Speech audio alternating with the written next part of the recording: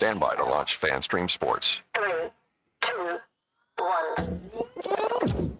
Let's start. Hello, sports fans. Welcome to FanStream Sports. Nothing but pure sports. This is the JP Show. JP, it's so good to hear you back on the air. Stand by now. Here's JP. All right, welcome into a Monday edition of the JP Peterson Show, a Father's Day edition of the JP Peterson Show. A lot of good Father's Day stories coming out this weekend, so we're going to dive into some of those. Love to hear your Father's Day stories. You got any good stories about your pops? Love to hear that stuff. Bring it on in the comments. You guys know how to do that. You can do that on X. You can do that on Facebook. You can do that on YouTube as well. Good morning to you, IndyCarTim. How are you, my friend? Happy Father's Day to everybody. Had a great weekend with the boys and the kids, and got maybe the second best Father's Day present I've ever gotten. Wow. Well, Yeah. first, the obvious question is, what was the first? So my 24-year-old son probably knows me the best of all of my kids and shares a lot of my interests. And He got has you the an most- Applebee's card and a hooker? No, that was my 17-year-old got me that. But so he shares a lot of my interests because I've raised him, obviously, none of it is sports. He has zero interest in sports, which I'm fine with, whatever. Yeah, Go that's chase cool. your own dreams. Yeah. But like my musical tastes, growing up in the 70s and 80s, he's into all of that.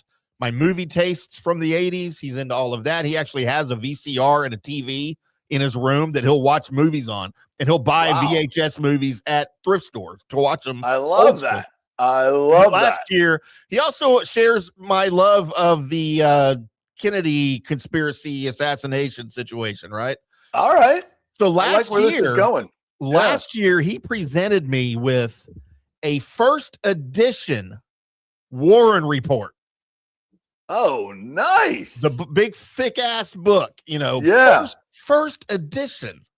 First edition Printed in like of the dumbest official document in the history of the United States. It's one of Hey, them. Dad, go to chapter 12, the magic bullet theory. It's great. But it was, dude, and it's in real good condition. He freaking, I'm sure he sourced it on eBay. He's a big eBayer, I don't know what he paid for it, but it was like, holy crap, this thing's freaking awesome. Because I have a whole library of Kennedy books and stuff like that. So it fits right in with it. It's my favorite gift anybody's ever given. Wow, that's awesome. Of all time. That's awesome. This year, I'm like, what's he gonna do?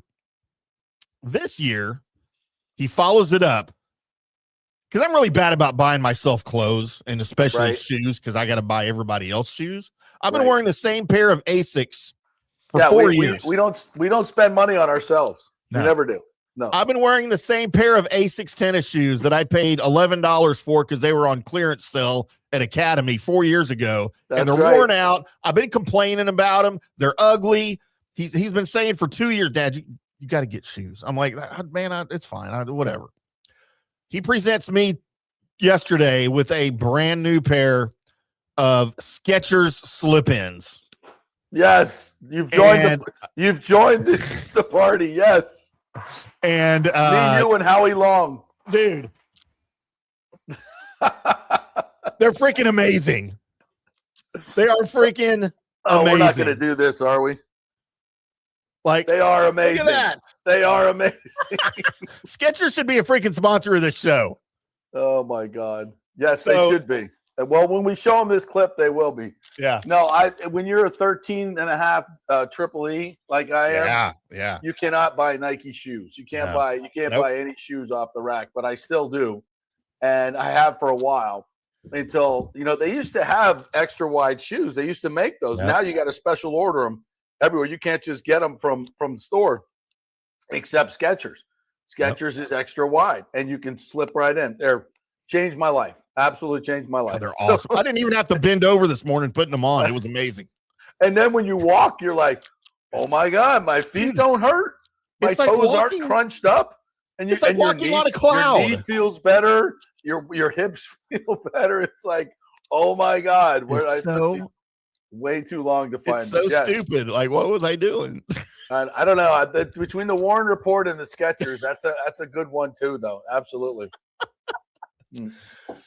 Well, I didn't get anything from my kids this year because they're away. and they don't ship things evidently to my house. But I did get like anyone can do that. right, like something's just going to show up at the door, and you have to go online and click something, and then it shows up in the door. Yeah, no, evidently that doesn't work at my address. It works for my wife though. For some odd reason, it works for her, but for me, oddly enough, no.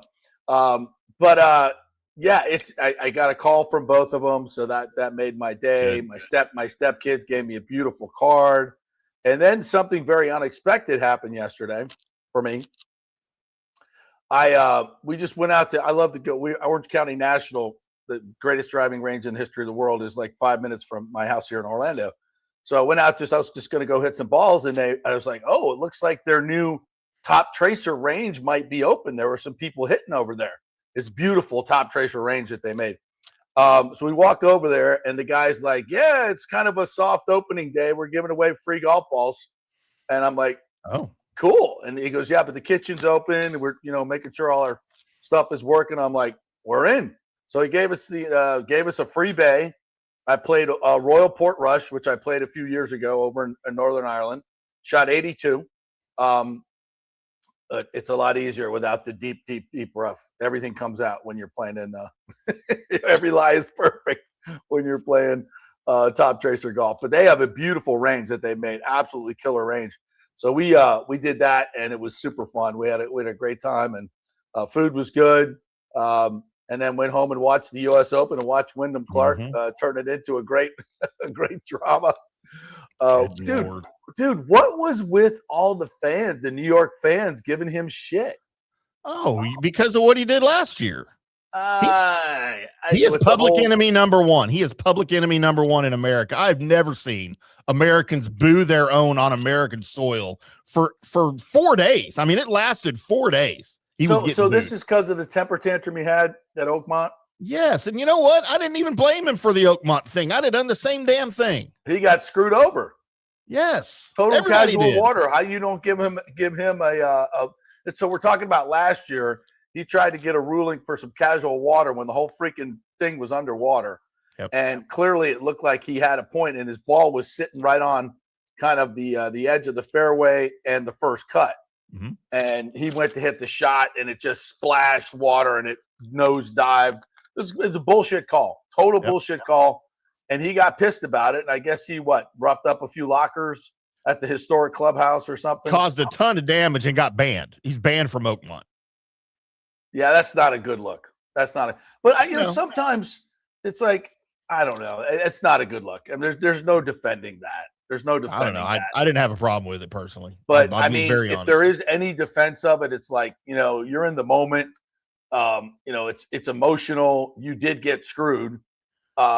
Yeah, I don't, but a historical place like that, that's not cool. But again, it's like, can we have a little bit of forgiveness here? I mean, the guy's trying to win the U.S. Open here. And listen, regardless of what he did, that at a golf tournament, the shit that they were doing, that's Bush League. Some of the stuff that was being yelled at, and people had to be ejected. Yeah. Why does this always happen in New York and Long Island? It's interesting. You just answered your own question. It's interesting. I never hear people do that in Tampa at the Valspar. It's interesting. Just thought I'd mention that. Consider the source. Yeah. I mean, it's not. You want to start, ripping people. Let's rip New York Knicks fans and New York fans in general for the display that they've put on over the last couple of weeks. Fiasco, like, you're any better? Yeah. You're any better? Yeah. So I thought that was really out of place for those fans. I understand a little bit of, maybe you're not cheering as loud for the other guy.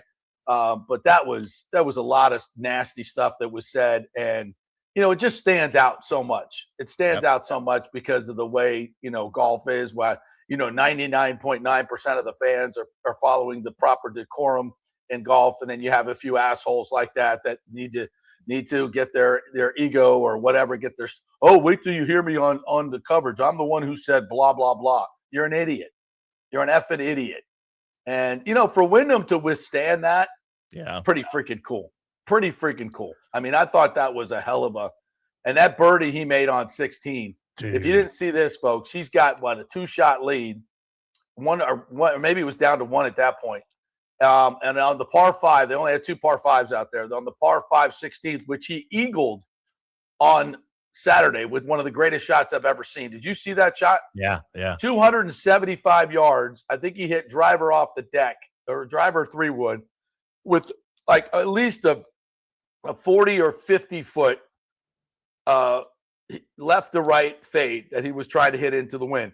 He hits it with about a 40 to 50, and it lands about 2 yards right of the pin. Now, if it lands 3 yards right, it's going into the bunker.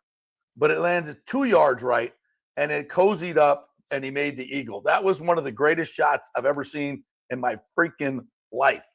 And that was and those were the only under par. He was 6 over par on every other hole on the weekend. But on 16, he had the eagle on Saturday and the birdie on Sunday that really wrapped it up from him. Because then he 3-putts 17. So he's got a 1-shot lead. Sam Burns on 18 literally lips out. I think that ball hit the lip and it didn't go in. So he's like that close to getting to 4 under. So then Wyndham then has to par 18, hits the green nicely. And also on 16, after he hits his drive to the left yesterday, he hit it 30 yards left, and it's in the absolute shit. And I think I don't know if it was Bones. I think Bones Mackay was doing the on course, and he walks up and he goes, "It is a horrible lie. This is a horrible lie. He is not going to be able to advance this at all." His caddy walks up and says, "No, man, you got to hit it out 100 yards, go out to the right, just get it out." And if he does that, he's probably not going to be able to reach the green, or he's going to need another miracle shot to reach the green. So he's like, "No, I got this." So you're gambling the entire U.S. Open right there that you could advance this ball out of this lie 150 yards over that bunker to be able to have a shot to par the hole, or in this case, birdie the hole. So he gouges it out. And, got good contact, and it went over the bunker. I could not believe it. Goes over the bunker, and then he hits the ball that goes down to the back of the green. He's got, about a 40-footer on 16, up a hill and then down the hill, which is like the toughest putt you could possibly have to make, and he drills it. So yeah, and that putt was like a 70% 3-putt from that same location for everybody all tournament long. Mm-hmm. Great point. And he freaking drilled it. That was one hell of a birdie. So now he's got a 2-shot cushion, goes to 17, 3 putts. So now he's got a 1-shot cushion. On 18, he had, I think he was in the rough. Was he in the rough on the drive? Either way, on 18. Yeah. Yep. So he hits it up to the front of the green, and he's got two shots to get there, 2 putts, and he almost makes it. And so he's got a little tap in, and then he didn't know that his dad was there. Yep. And so when he finally got off, he hugged about 15 of his buddies, and then he saw his dad, and that was like a really, really cool moment. That was a really cool moment. So I love those moments in sports. So that was what looked like was going to be a very uneventful day. Turned out to be a very eventful day. And that course I thought really, really played well. I thought it stood up extremely well. I thought the USGA did a great job with the pin placements the entire week. It got a little bit crazy. That's always going to be the U.S. Open. But I thought for the most part they got it right and created the drama that they needed at the end, and it was great. That was a hell of a win for Wyndham Clark, and now he's one of only 10 golfers to win multiple U.S. Opens. That's a pretty short list for a guy with the name Wyndham Clark. And look at the courses he's won them on. Yeah. So what? LA Country Club? Country Club, and now Shinnecock. Yeah. Yeah.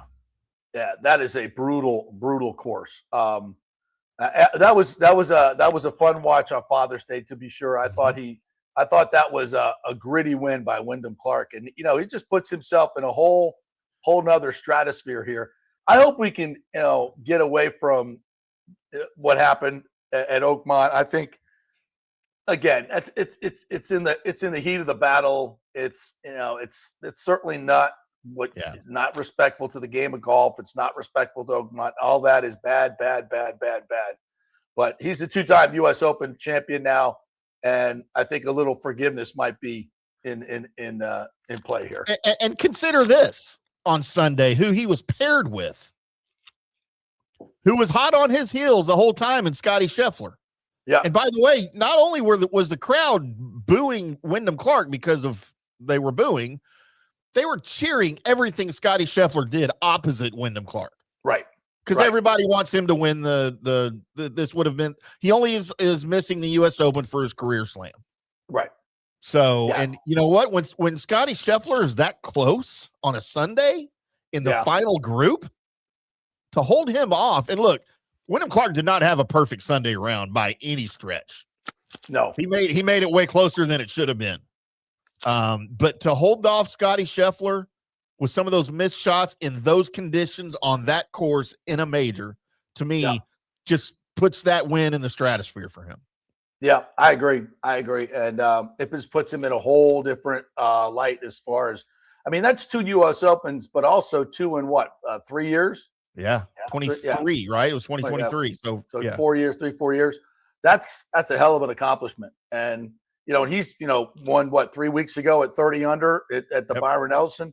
I mean, he's definitely found something in his game that has totally transformed. They were talking about, I can't remember exactly what they were talking about, but I know he changed caddies, and that's helped him. So there's been a couple other things, but hell of a win on Father's Day for him. And, the other part about it is not only with Scheffler, but Sam Burns coming right up on him. I thought, Burns has been there knocking on the door time and time again. Obviously, 2-time winner back-to-back at the Valspar. The guy's got some wins, but he's about 3 or 4 putts from winning 2 or 3 majors over the last 3 years. I mean, that guy has been so close. But, man, the difference is just, for Wyndham Clark, he's got 2, and Burns is still looking. And he has been right there. I think he's the only guy that's finished in the top 10 the last 3 or 4 years in a row. So he's put up some really good numbers at the U.S. Open. I think he's going to win at some point. Yes, Sam Burns finished top 10 at the Masters this year too. I think he was T7 or something similar to that. So he's having a good season. Last year at the PGA, T19 was his best finish there.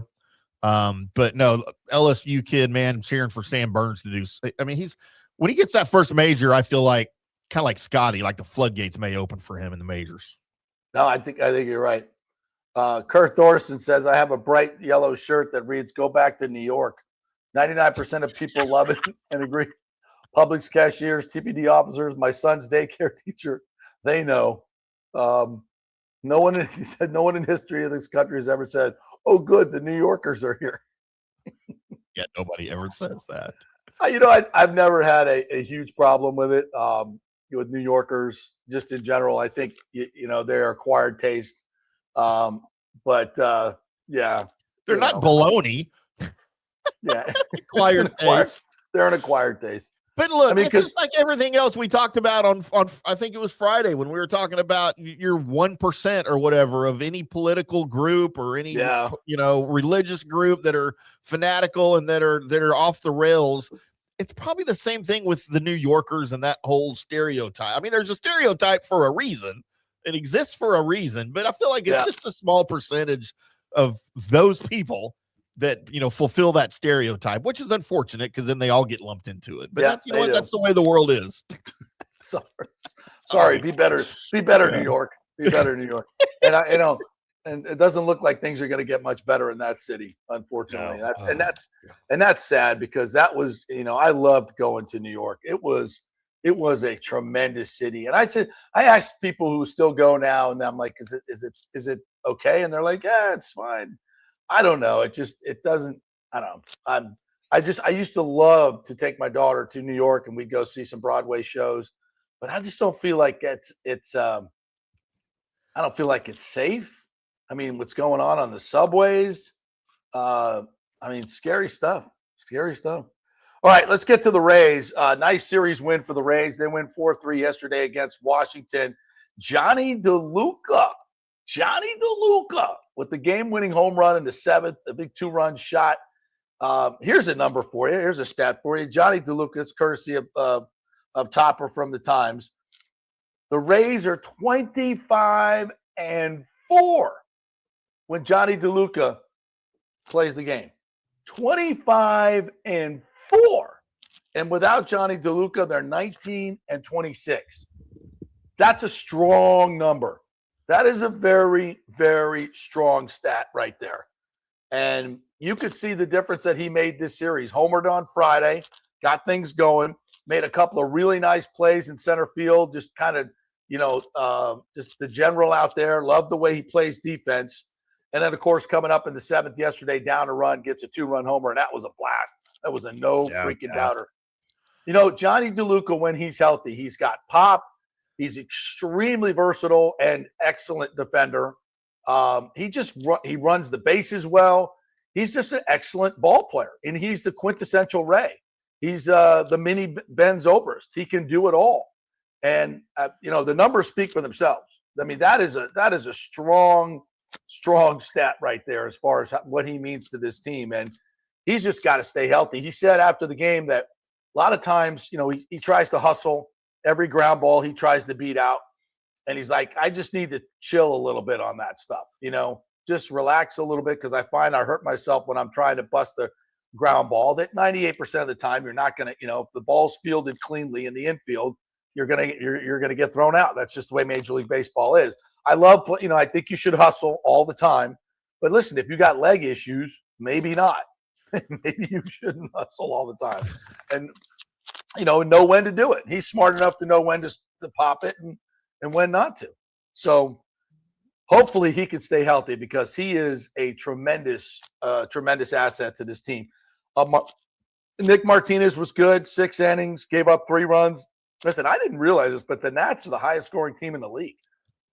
And C.J. Abrams, by the way, 3 home runs, homered in each game. That guy can play. Love to see him in a Rays uniform. He may be on the trade block. I don't know where we'd play him, but he can freaking hit. I thought Fortes had a big caught stealing in the ninth. I mean, we haven't thrown out a lot of people on the bases. He got a big caught stealing in the ninth. That was huge in a 1-run game. Like the way Kevin Cash played the bullpen with Clevenger in the 7th, then brought Baker out for the 8th for the better matchups instead of saving him for the 9th. And then Kelly had better matchups in the 9th, so they got through those 3 unscathed with an offense like that. That's pretty damn good. So that's a big winner. I mean, it's only their 3rd series win in their last 8. So getting that series win was crucial. Here's another stat from Topkins' column, which I think is interesting. They won 9 of 11 one-run games to start the season. They won 9 of 11, and then they lost 6 of 7. So regressing to the mean in one-run games. Big O has talked about, the importance of winning big one-run games this year. It's going to be huge, and it was this weekend. So nice series win. Yesterday was nice. Had almost 22,000 at the Trop for Father's Day. That's a good crowd. The crowds continue to pile into the Trop. I think they're up 25% in attendance this year. That's a great sign. That's a really good sign. They're marketing the team, obviously. They're doing it. Babby's doing a great job with that. I get more emails and text messages from the Rays than I do my wife. So it's good. It's good. Sorry, honey. But it's true. Hey, you're gonna have to take the microphone off of your necklace. Oh, is that not working? All we can hear is your necklace going. All right, sorry. How about that? How about this? We'll put it away. Put that thing away. How's that? All right. Now I'm gonna much better. Be struck by lightning. Hope you're happy. What else yesterday? Martinez had a good start. Just over the weekend in general, I thought they played pretty damn good baseball. You get the 2 wins, the series wins, and now here come. Let's see who's coming in today. The Royals, and looks like Bobby Witt Jr. He didn't play their last couple of games. He's got an MCL sprain. So, we don't like to see that, but if you have to sit out a few days, that's fine with me. Oh, one other note from the Rays. So the draft's coming up, I think, in 2 weeks, 2 or 3 weeks. the Rays have the number 2 pick. They have been attached to this high school shortstop forever as in all the mock drafts. But lately we've seen where there's some buzz about them taking the catcher, Von Lackey, out of Georgia Tech, who is an absolute stud catcher and a hammer at the bat. You know, Big O and I talked about this on the show last week. We're big fans of the catcher. Now, the shortstop could be a generational player, but we say that about all these high draft pick shortstops that come out of high school. And, 95% of them don't hit. It's a tough game. It's hard to predict. He's got tons of talent, but, high school baseball is just not a great measuring stick on how good guys can be. It's just not. It's so dependent on what the competition is, to your numbers. And so metal bats. Yeah, it's a little easier to scout it, these days because they're playing in all-star games and doing a lot of other different stuff. But still, it's a crapshoot.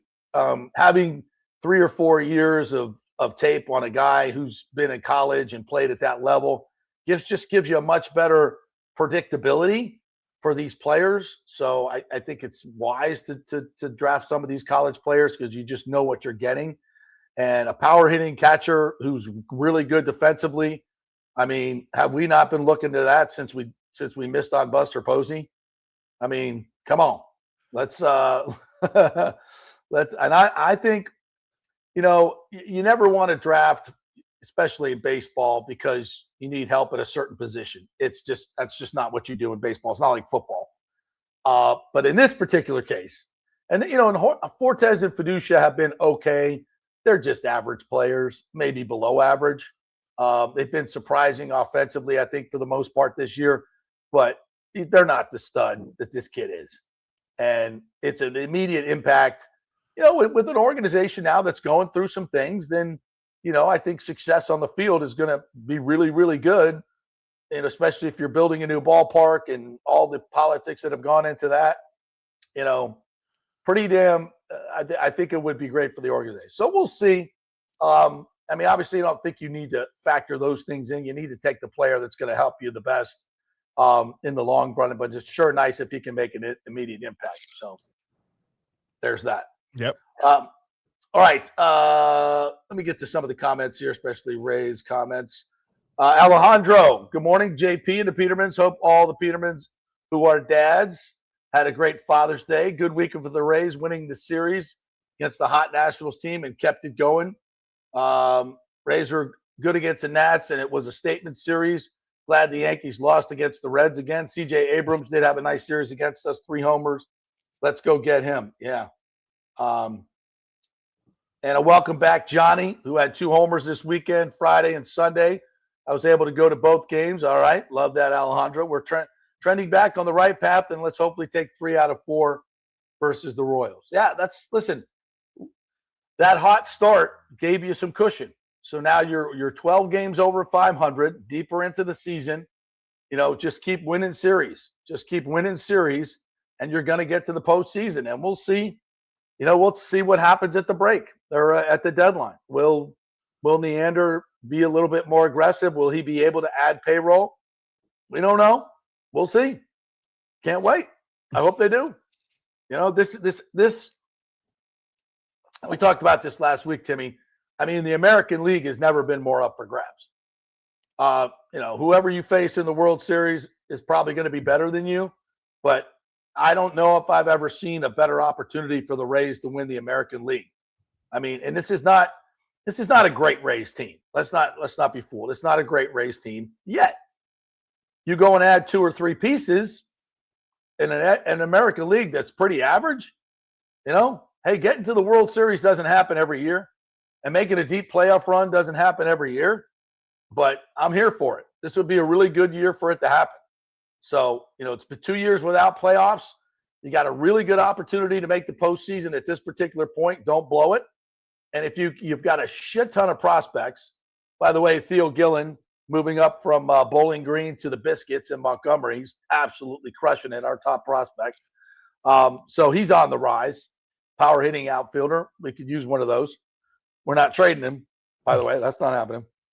I hope not. If they trade him, that's So well, we better get back something really, really good that's going to stick around.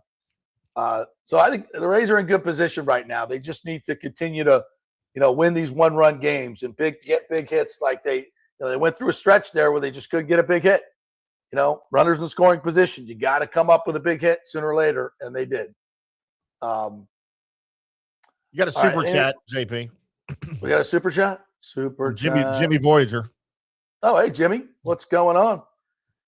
He says, is there any ballpark updates? Been out of the loop for a few weeks. Last update I saw you had Tampa City Council chair on the show. The only updates I can get you are from some text messages I've had from Ken Babby. By the way, the piece in the Tampa Bay Times on Ken Babby and his dad. How about that? John Romano, take a bow. Take a bow, John Romano. That was a great piece. We shared a little bit of that on this show a month or so back, how Babby got into the whole baseball business, which I think is, he kind of missed the whole story, how he and Cosgrove got together, but which I think is a really, really cool part, but that wasn't the Father's Day part of it. So that's why they probably didn't go in depth on that. But that was a great story. And I texted back, I was like, man, happy Father's Day. Great piece from Romano. I said, I didn't see that coming. He said, he said, Romano's been fine. And I'm like, okay, Ken, you can stay on that high road. I'm still trying to find the on-ramp with those guys. It's not there. I can't get on the high road with those guys. So, but he's a better man than me. So in essence, the ballpark update, he texted me that documents are getting done. The important documents, the negotiations continue. I like the fact that it hasn't all been in the media every freaking day, and because there hasn't been, certain documents. I guess documents that they're not final until they're presented, I guess, to the committee, to the commission. That's when the media can get their FOIA request and get the documents. So that all hasn't been out in the ether, so to speak. So we had Clendenin on the show, and he's very positive that they can get the votes. And listen, again, if you're messaging Carlson and saying nasty things, please stop. He's trying to be helpful in the process and these guys want certain things, the city council, and they have every right to do that. That's why they're on the council. Now, I think there's a couple of them that are playing politics with it, and Hurtak and Charlie Moran is just an idiot. It is what it is. But Guido Maniscalco and Carlson are guys that can be flipped. And so if stop sending nasty messages to them, you shouldn't be doing it anyway. Positive messages are welcome. Support it. Don't attack them. All right. So listen, they're asking questions, and the Rays are moving things around. What pot of money this comes out of for infrastructure, for the project, not the stadium. These all mean things to people and for different reasons. And that's fine. And that's why I've always been very confident about this, because it's so far down the road. So many people are supporting it. So much of the infrastructure is already coming together. Permits have been pulled. I mean, there's a lot of stuff going on behind the scenes that is very, very positive. It doesn't get any play anywhere else but right here. And for whatever reason, I don't know. But I'm, this is the thing. I'm talking to the people that are in the negotiations. I'm not just regurgitating negative stories that come out of other places, which is what 99% of this reporting is. You get one negative story, and then it gets aggregated by every freaking website. So it seems like there's 100 different negative stories, and it's only coming from one source. And that source is usually wrong. So this is the dynamic that you get. So for the people that are actually talking to the people within negotiations, that would be me. And I'm getting positive updates all the time, and that's what I'm bringing you. So there's your update. And it's always been the same from this side. And that's, are there issues and questions that need to be asked? Absolutely, 100%. That doesn't mean they're deal breakers, which is how most of these articles are written. So a question comes up, property taxes. Oh, good question. Let's get to the answer. never get to the answer. It's always that, the house is falling. So if there's, again, if you're losing revenue, what's the first thing you need to do as a city official? Find revenue. Well, here you go. Here's a way to spend some money to make a shit ton of money. And that's what they need to do at this particular point, whether the property taxes are that is approved or not. And I get a sense it's not going to be approved. And if it's not, then this deal should be going through easily. But if it does go through, they need to have a backup plan. How are we going to do this? And that's completely fair. But those answers are there. They are there to be had. There's a lot of money here. I get that. But guess what? Hillsborough County has a lot of money, has a shit ton of money. And the CIT taxes brings in a lot of money. There's a lot of tax revenue here. And when you throw in what the state is able to do with Hillsborough College and infrastructure and Department of Transportation funds, it all comes together. And that's why I've always been so confident about it. So, guys, I may be, as many have said, the violinist on the Titanic, but here I am playing my tune. I'll do it. And I'm confident in what we're reporting because we're talking to the people that are involved. I'm not just regurgitating stories that I read online. So how's that for an update? Please don't regurgitate on the air. Yeah, we don't need to do that. All right, let's break. We'll take a break. We'll come back, and I want to get to all your comments here. We've got Bucs stuff to get to. Timmy and I are going to grade the offseason now that it's done for the Buccaneers. I got a great story of a helicopter thief. You're going to love this one, Timmy. That's a good one. Oh, and if you have your Sorsby sound, we can play that today because I wanted to talk about him. I didn't realize how good a quarterback he is. Did some research over the weekend. Oh, yeah. He's pretty good. He's pretty good.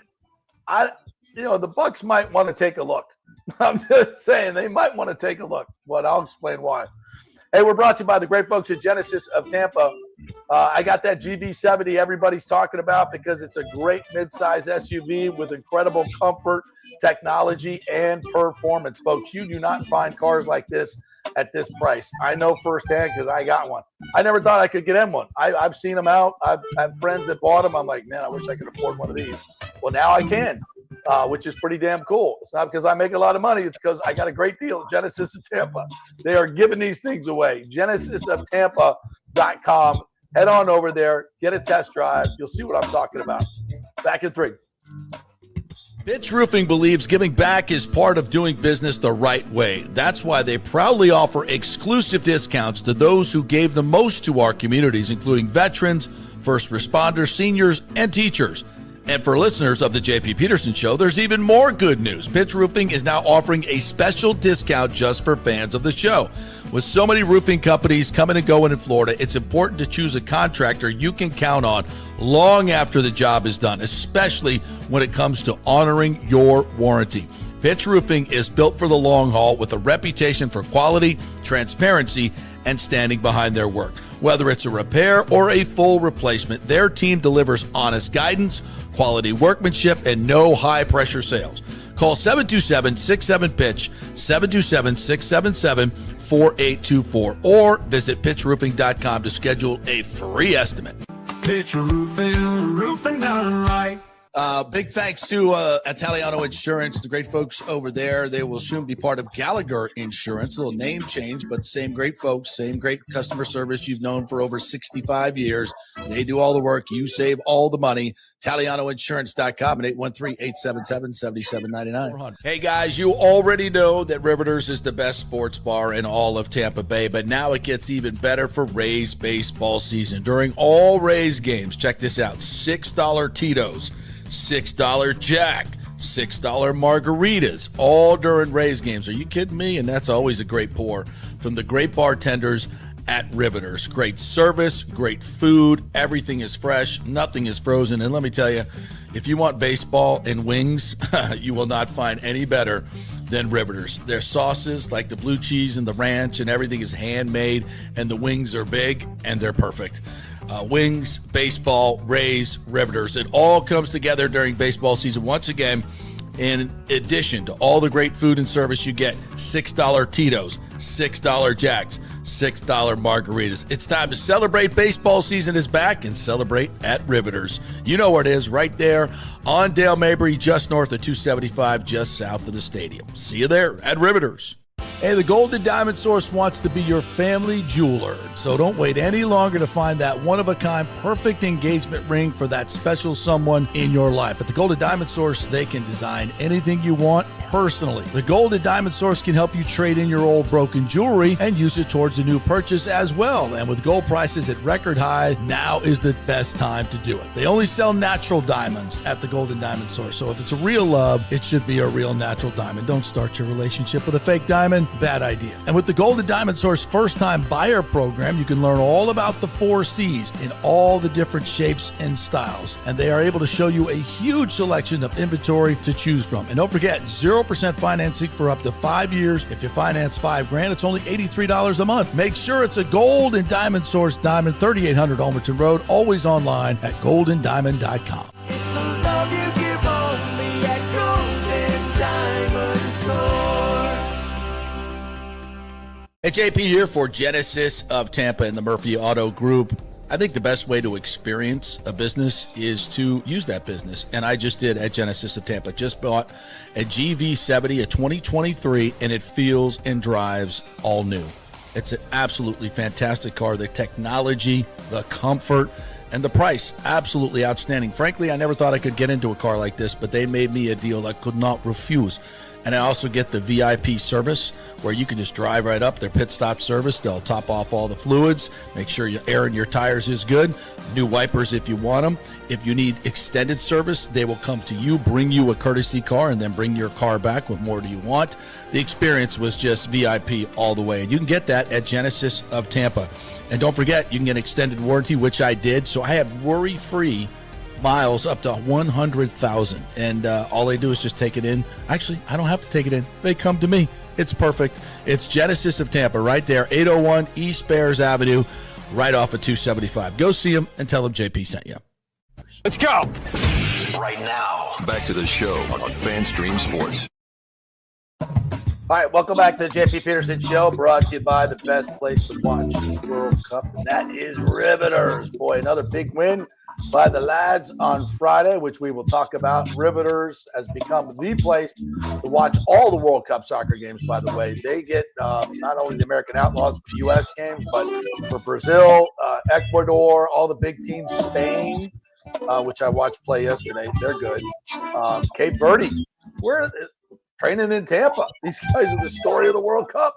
But Riveters is the place to watch. And, of course, for Rays games as well. There's always happy hour during the Rays games. $6 Tito's. And I'm talking about a big-time pour, folks. I was there the other day. Yeah, that's a pour. That's a real pour. Not one of those like, oh, let me measure it out. Let me measure it out. Careful. No. What?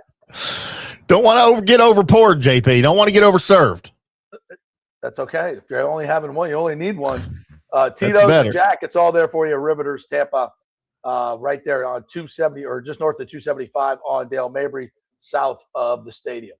I just meant you specifically.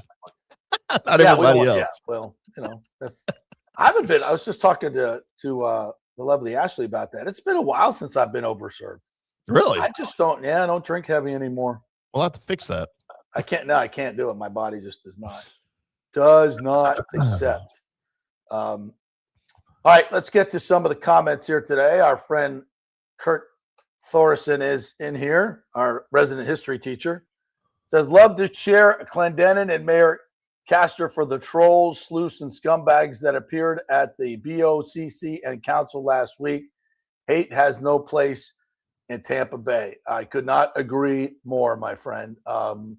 Yeah, we don't need to get into it too much, but what happened last week at those meetings was not funny. It's just there's no place for that. And I thought Chair Clendenin definitely did a great job speaking to that.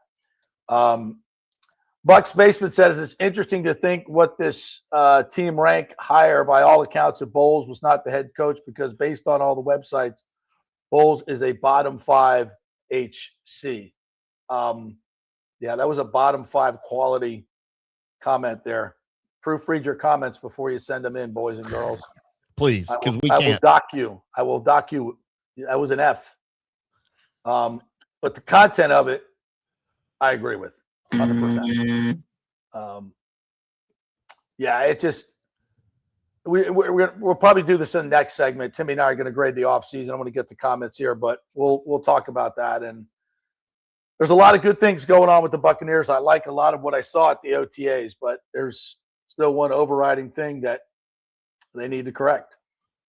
Alejandro says, I don't like the fact that the Kachuk brothers both being on the Panthers now, which is going to suck because now they will play dirty. Now they'll play dirty? Dirtier? Dirtier? We need to make a trade, and I've seen a mock trade with Victor Hedman to Detroit. Listen, and we can talk about Darren Raddysh here. Nobody's taking Victor's contract. That's not happening. Not unless we package Kucherov with him. And that's not happening. Victor Hedman has 3 years left on a $8 million a year contract. And listen, the trading of Darren Raddysh, people were freaking out. How do we trade him for a 5th round pick? Because he was going to sign with Toronto anyway. And Toronto just wanted to make sure that he didn't hit the open market and it cost him even more than it's going to cost him. Listen, Darren Raddysh, it was my favorite story of the season last year. And I love the guy. And a case can be made that the Lightning held him back because of Victor Hedman. I mean, he's a freaking Hall of Famer. You're not going to become the point on the power play when Victor Hedman is playing at the level he was playing until this year, when Victor fell off the map with injuries and the personal issues he was having. Listen, Darren Raddysh, I think the Lightning made a very fair offer to him at about 5.4 AAV moving forward. And Toronto stepped up with 8 years at 8.5. $68 million for a 30-year-old defenseman who burst onto the scene. And I don't want to dog the guy because it was a hell of a season. 70 points. 22 goals, set the Lightning record for defensemen in goals.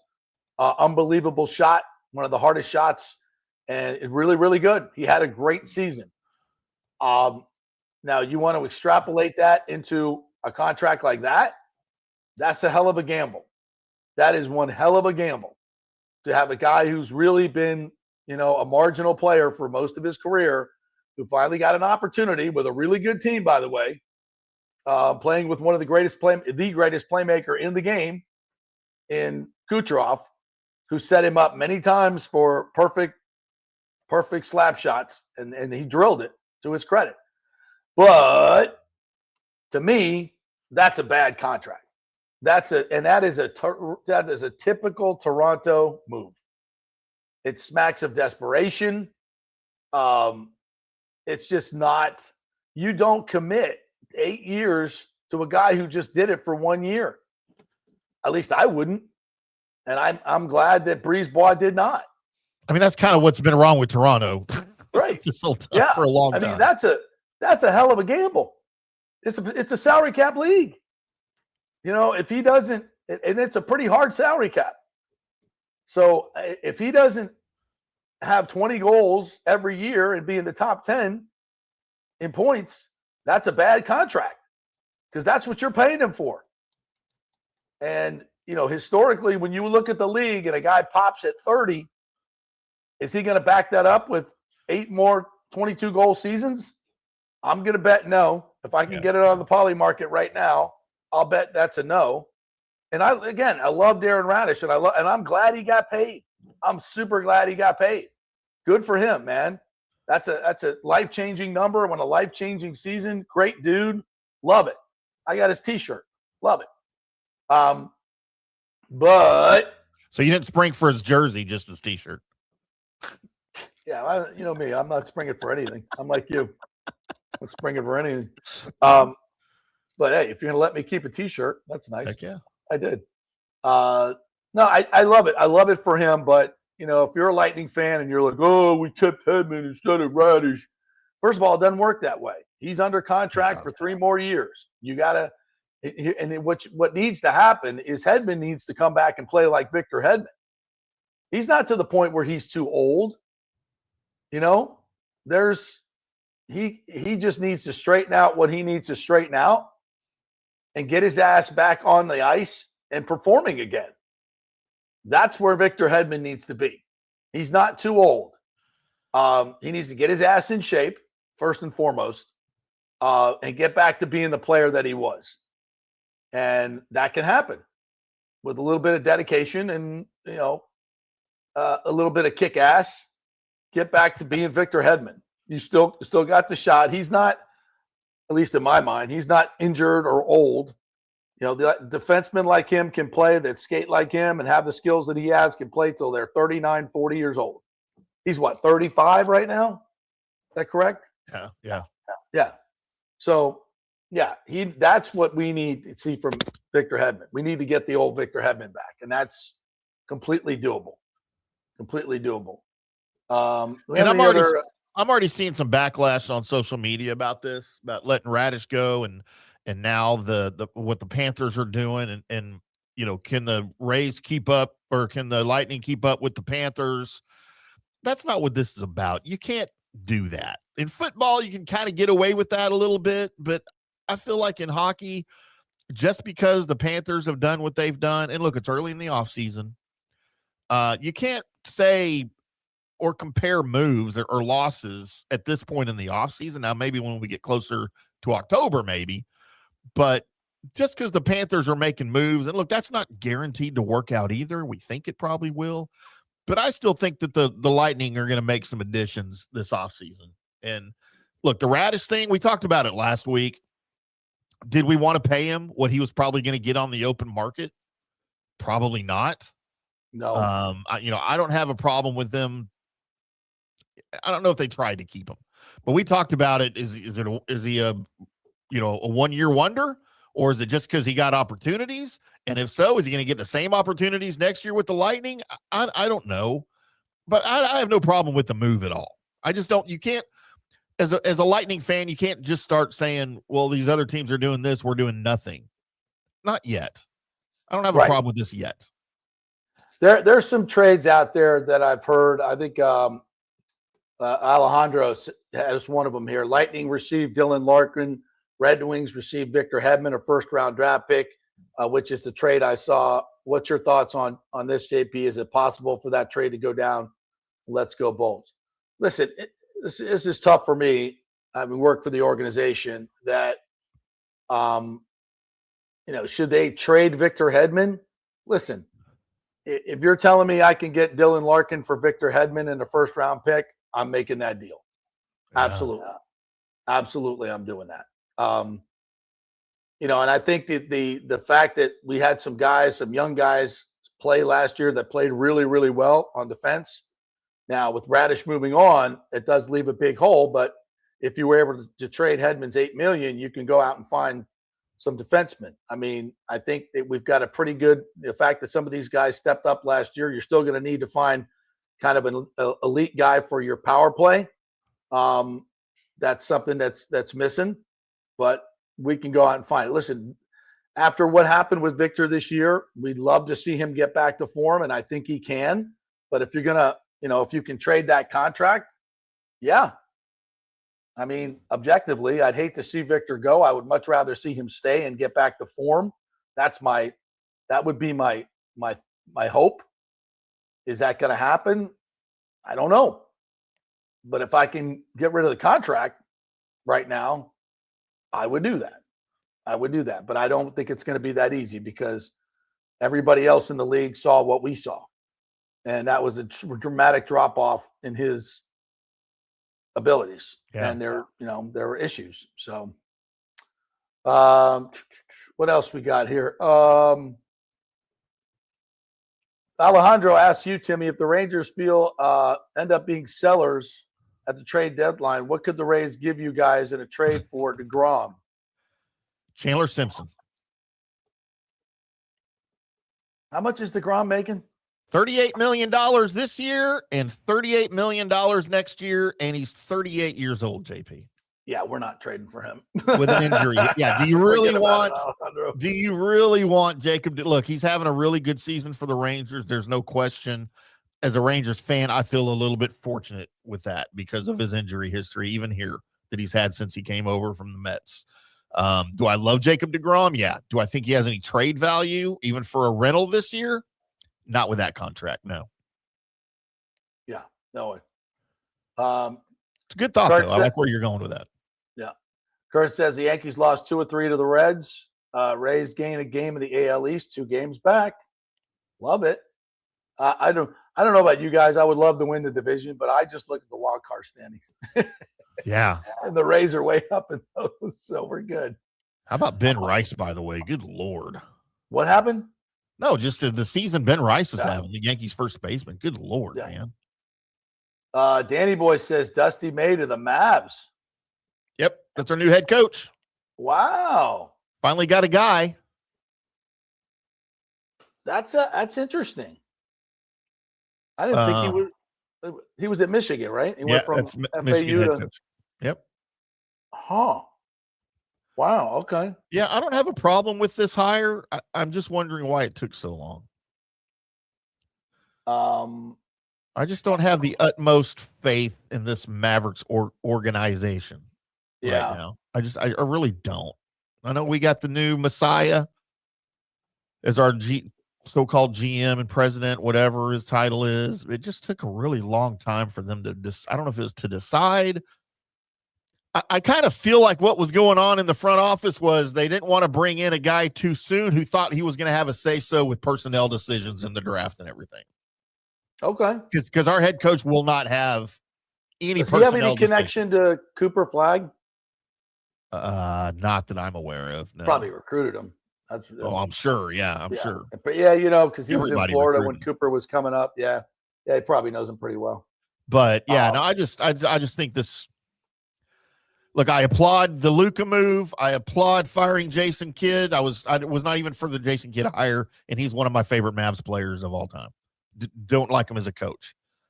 I like this hire as a coach. I'm just wondering what the thoughts in the front office are with his role as a coach. You know what I mean? I'm doubting things. Okay. And you got roster questions all over the place. I don't know. We'll see. All right. Kurt Dorison says former Plant High and Gators alum Jack Caglione coming home to the Trop this week. He's a former student of mine. Yeah. That Plant alumni team is probably be an all-star team, to be sure. What else we got? Jimmy J. Voyager says, thank you so much, JP, for your hard work and always keeping us updated and not sugarcoat things, but also pointing out that the process is positive. You deserve a lot of crap. Is that a typo or what is that, Jimmy? I'm not sure. But thank you, I think. Alejandro said, I like what you said, JP. Von Lackey would be a good pickup for us because he is a top catching prospect that he can also play third base. I think we need his power and have him both play catcher and third. I mean, I can't remember. When's the last time a guy went from college to the pros? Bob Horner? Huh. I think he played like 5 or 6 minor league games. But even with a short stint in the minors, I'm trying to remember. It just doesn't happen. Yeah. But you got it. Listen, if we can go out and get a big bat and don't have to acquire him or lose anything for September call-up. When did Bob Horner do that? He was a position player, obviously. Yeah, he was a third baseman. That's got to be early 80s, maybe. Yeah, so I'm thinking here in Texas, we had a guy named David Clyde. Yeah. I don't know if you're familiar with the David Clyde story. Right out of high school, you throw him on the mound, and it pretty much ruined his career, confidence-wise, and blew his arm out just because they used him too much. But yeah, that's a pitcher, and it didn't work out too well. Bob Horner, yeah, you may be right, man. Well, I there's a machine you can ask these questions to, and they give you like answers. Do I have one of those? It says the last player to debut in the major leagues in the exact same calendar year was Garrett Crochet. Oh. Left-handed pitcher, came from Tennessee, selected 11th overall by the White Sox in the 2020 draft. Crochet bypassed the minor leagues entirely during the shortened. Oh, that's right, because it was COVID. yeah, COVID. Pitched one scoreless inning out of the bullpen against the Reds in his debut, striking out 2.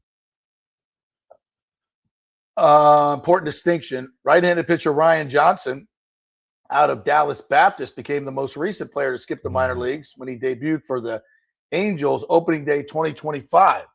He does not qualify as the same year distinction. Johnson was drafted in July 24, but did not make his major league debut until the following year.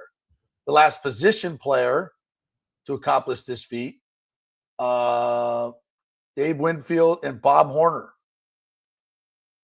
So the last position player to do it, you got to go way back. Interesting. So Yeah, I'm not saying this that's what we're doing, but it's and notes about Crochet that didn't necessarily end up very well either. By the way, as he was drafted and debuted for the White Sox, he ended up blowing his arm out and missed the 2022 season, and then got traded to the Red Sox, where he is now. It's been pretty good. Yeah, he's been okay. Yeah. He's been okay. Which had he just served his time in the minor leagues, he'd probably still be in the same spot at this point of his career. Yeah, probably. Yeah. So, David Terry says the Kafuck brothers are together again. The Kittens just got a lot better. Yeah, I mean, it's a major move. That roster is freaking stacked. And their guys are coming back from injury. Panthers are going to be a wagon next year. I mean, I'm just saying. You want my bold prediction, JP? Down. They miss the playoffs next year. The Panthers? Yep. Yeah, I'll take that. Ain't never. Wow. Now Don't forget, I also predicted Scotty Scheffler would never win another PGA Tour event. Yeah, you did that. You did that. Chris Cole says it's June 22nd. The Bulls is still your heart. He's not going anywhere. What are y'all watching this for? Come on, Chris. No, I think we've passed the deadline, Chris. I think we've passed the deadline. By the way, Michael LaRue says Darren Raddysh was a healthy scratch in November, and his defensive play remains a concern. He'll be entering his age 31 season on an 8-year deal. He won't have Cooch setting him up in Toronto. Exactly. I think that – I mean, I don't want to say it's a disaster of a deal because it's, that seems like an insult to Darren Raddysh. It's not. It's not. I think Darren Raddysh is going to be a really good player for the next few years, and I wish the Lightning had him. I do. I wish they kept him. That's how much I love his play. I think he fits in great with us. But again, with Cooch setting him up on the power play, him handling the power play, I think we need it. I would love to have that, as insurance for Hedman not returning to form. I would love to have that. But that just, for the Lightning to do that, they would have had to, come close to that contract. And that's just not smart. That's not smart hockey. And I'm glad JBB didn't do it. So if you're one of those Lightning players or fans that think, we're getting overrun by the Panthers, we let Raddysh. Circumstances, my man, circumstances. And I'm not we're saying here we need to stand pat. That's not what I'm saying. But that wasn't the move. That wasn't the move we need. We did not need to overpay Darren Raddysh and saddle us with another bad contract or what could be a bad contract down the road. There are other ways to skin this cat, and let's get going. Let's see what you got under your sleeve, JBB. I think there needs to be some significant change. I think 4 years in a row, whatever the context, I get it. But it's still 4 years in a row, first round. And you've got the Vezina Trophy winner, the Hart Trophy winner, and the Jack Adams winner. You got to be better than first round and out. So what has been the problem? Opponents have been the problem. Really good opponents knocking you out. But this year was, a lack of scoring in the first round. You didn't play to the desperation level that you needed to play in the first 5 games of that series against Montreal. You got there in 6 and 7, but not in 1 through 5 for the whole game. What is that? Is that leadership in the room? I don't know. But something's got to change. Something's got to change. And especially now with the Panthers have come out firing. What's your next move? Should be an interesting offseason. And I do think there will be significant change. Bucs Basement says he's tired of Hedman's inconsistency, especially in big-time settings. Hard to argue. Darren Raddysh, 22 goals. Steven Stamkos, 42 last year. Again, it's not just about the numbers. It's about the fit. It's about the fit. And again, we don't need to stand pat, but that was not the move for Raddysh. Go Millionaire said, do you think you trade Cooch for a king's ransom after his playoff struggles? Perhaps make a run at McDavid, who inevitably will leave Canada for a Florida team in a heartbeat. If Brady got those amount of picks, Cooch will get even more. Listen, Go Millionaire says, I'm not opposed to entertaining Cooch offers. He's a regular season darling. He's also got 2 cups. Listen, to me, McDavid is going to leave. He's going to leave.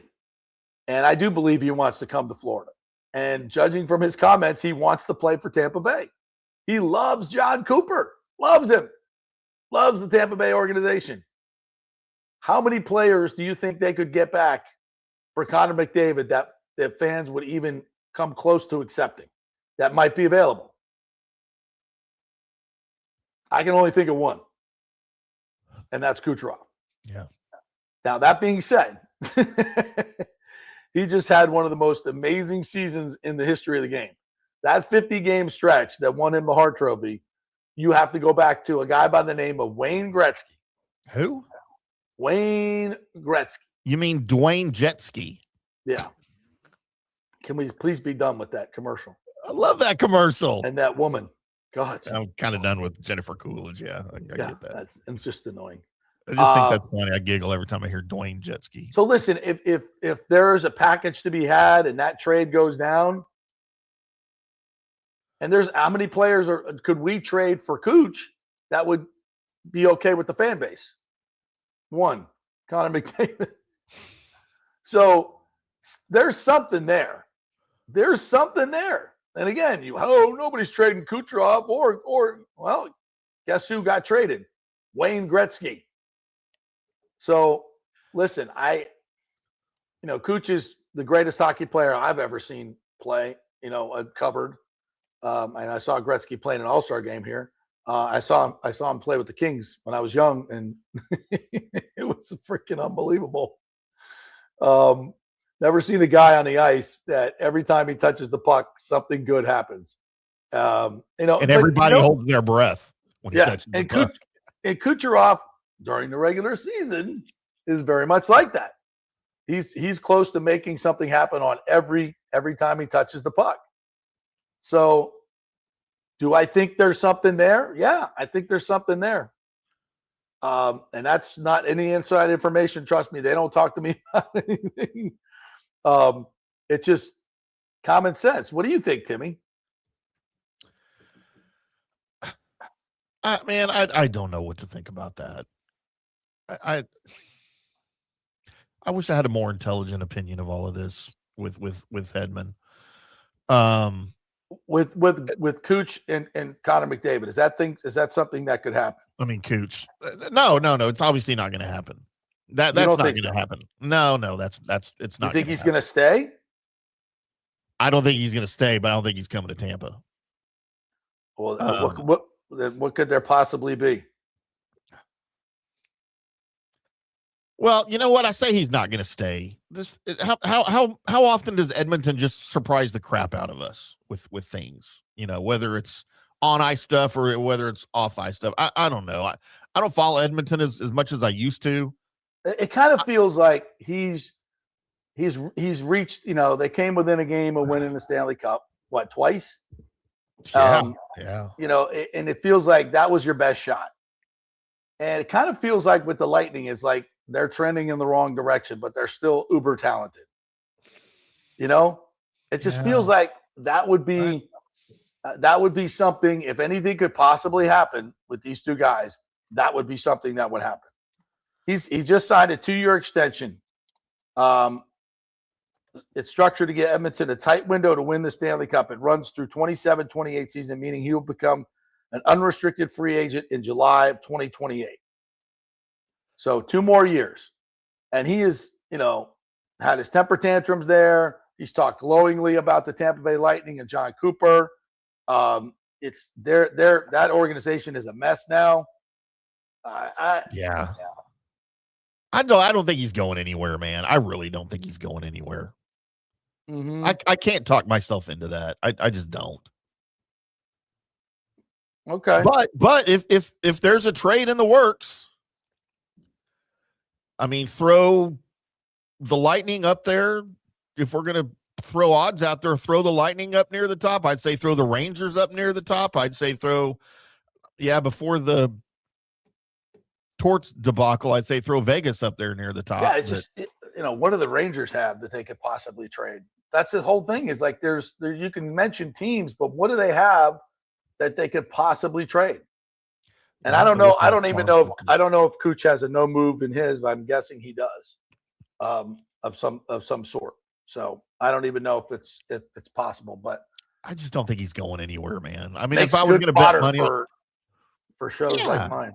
Yeah. It's just I don't know what his salary is. Obviously he's going to be the highest paid player on wherever he plays, and rightfully so. I just don't think he's going anywhere. You just don't see that anymore, especially with Edmonton. Yeah. Well, I think he is. I think he's going to go somewhere. Bucs Basement says no offense, JP, but let's get the Rays out of the wild card round before talking smack on competition because the Rays are no hit in the playoffs. Look, bro, I get it. Every year is different. And this offense, I've said it many, many times, when it faces elite pitching, is going to be not very explosive. Let's just put it that way. They need a bat. That's the whole point. They need to improve. If they can keep Johnny DeLuca healthy, clearly he makes a huge difference, and go add a big back like a Joe Adell, which I think would be a perfect fit for us.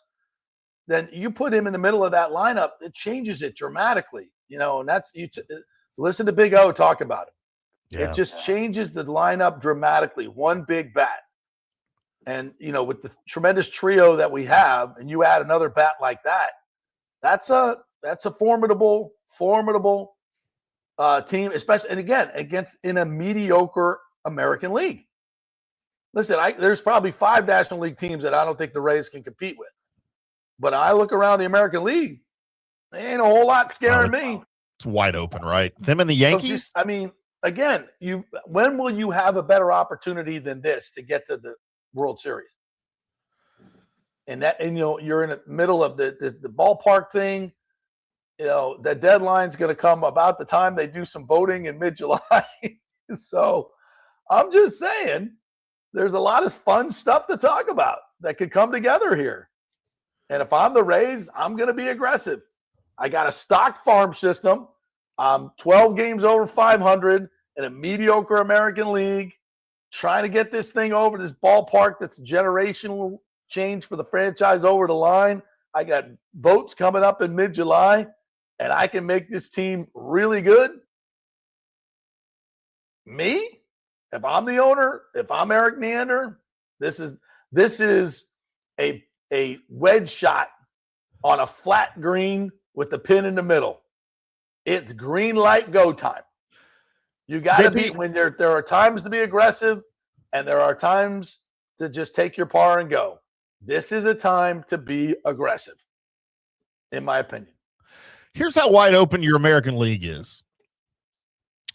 Here's your division leaders. The Yankees, of course, 16 over 500, 46-30, 2 ahead of the Rays. The Guardians lead the Central at 41-37. The Mariners lead the West at 40-39.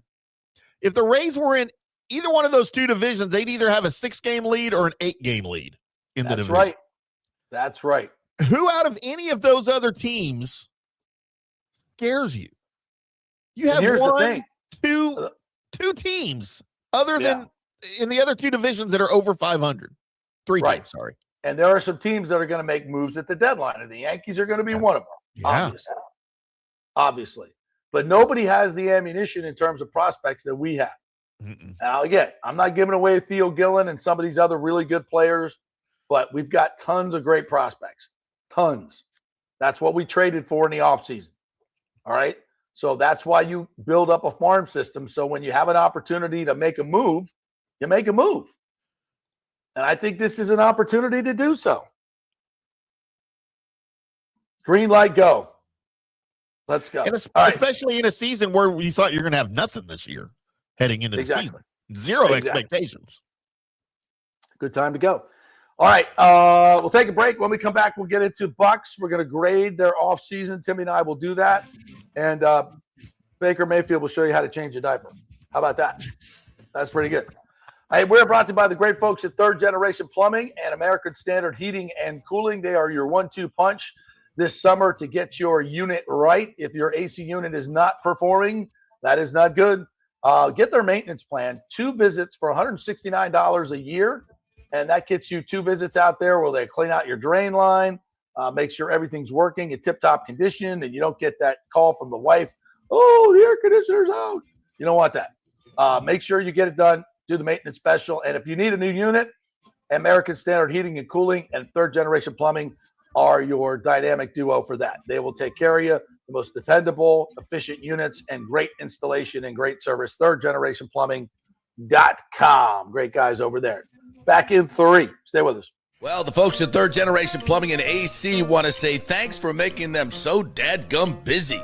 Of course, advertising on your favorite Tampa Bay sports talk show helps, but it's their incredible customer service, honesty, and integrity that have earned them tons of 5-star reviews. And now you could be part of the team at Third Generation. Yes, they are so slammed, they need to hire more certified AC technicians and plumbers.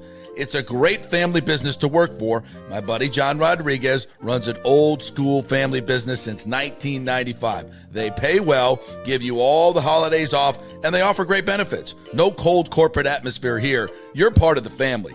If this sounds cool to you, call them and apply at 813-961-8024, or you can email your resume in at thirdgenerationplumbing.com. Just go to the website, you'll see the button, email them, or call them at 813-961-8024. And don't forget about the $169 yearly maintenance special. It's a no-brainer, guys. thirdgenerationplumbing.com, and they also do AC. Ciao, Paolo Tini here, owner of Caffè Paradiso, voted number 3 People's Choice Award on Open Table. I want to thank all our loyal family of customers that have been enjoying our great traditional Italian dishes we make from scratch every day. It's a great family story we're proud of. Our family moved from Rimini, Italy in 1984. My dad, Caesar, started Donatello, and that's where I got the start in the restaurant business. I started Caffè Paradiso on South McDill in 1995, and we've been there ever since. From our traditional ossobuco, a veal slow roast for 4 hours, to our daily fresh catch, the Gruppo Paradiso, with a piccata sauce and lobster claw meat, homemade pasta like lasagna, farfalle salchicha, which is a bow tie pasta homemade with fresh sausage. Hold on a minute, JP's favorite. I love it. So come and have a glass of wine with me on South McDill. Get a reservation on Open Table and see all our 5-star reviews. Ciao, see you soon at Paradiso. Sports fans, it's time to gear up. Head to fanstreamsports.com and check out our brand new merchandise store. We're talking bold t-shirts, 3/4 zips, hoodies, hats, mugs, and more. Everything you need to rep your favorite shows and your favorite crew. Whether you're rolling with the JP Peterson Show in Tampa Bay, From the Rough in Dallas, the Tim May Show featuring Clay Hall, or the Jeff Thidoff Show in Ohio, or any of our Fanstream Sports original programming, we've got the perfect look for game day and every day. So don't wait. fanstreamsports.com. Click merch and grab your gear now. Wear the stream, live the stream, fanstreamsports.com. Welcome to Kingmakers, home of the JP Peterson Show studio and Tampa's premier business networking and social club for members only. By day, it's an exclusive, vibrant co-working space with a stylish conference room, focus rooms, a full production studio, and an in-house marketing team. And by night, Kingmakers transforms into a sports-centric social hub with a full sports bar, golf simulator, and exclusive events. For young entrepreneurs and seasoned professionals, it's the perfect place to work hard, play hard, and make big moves in Midtown Tampa. Close the deal, celebrate the win. Only at Kingmakers. Become a member today at kingmakerstampa.com.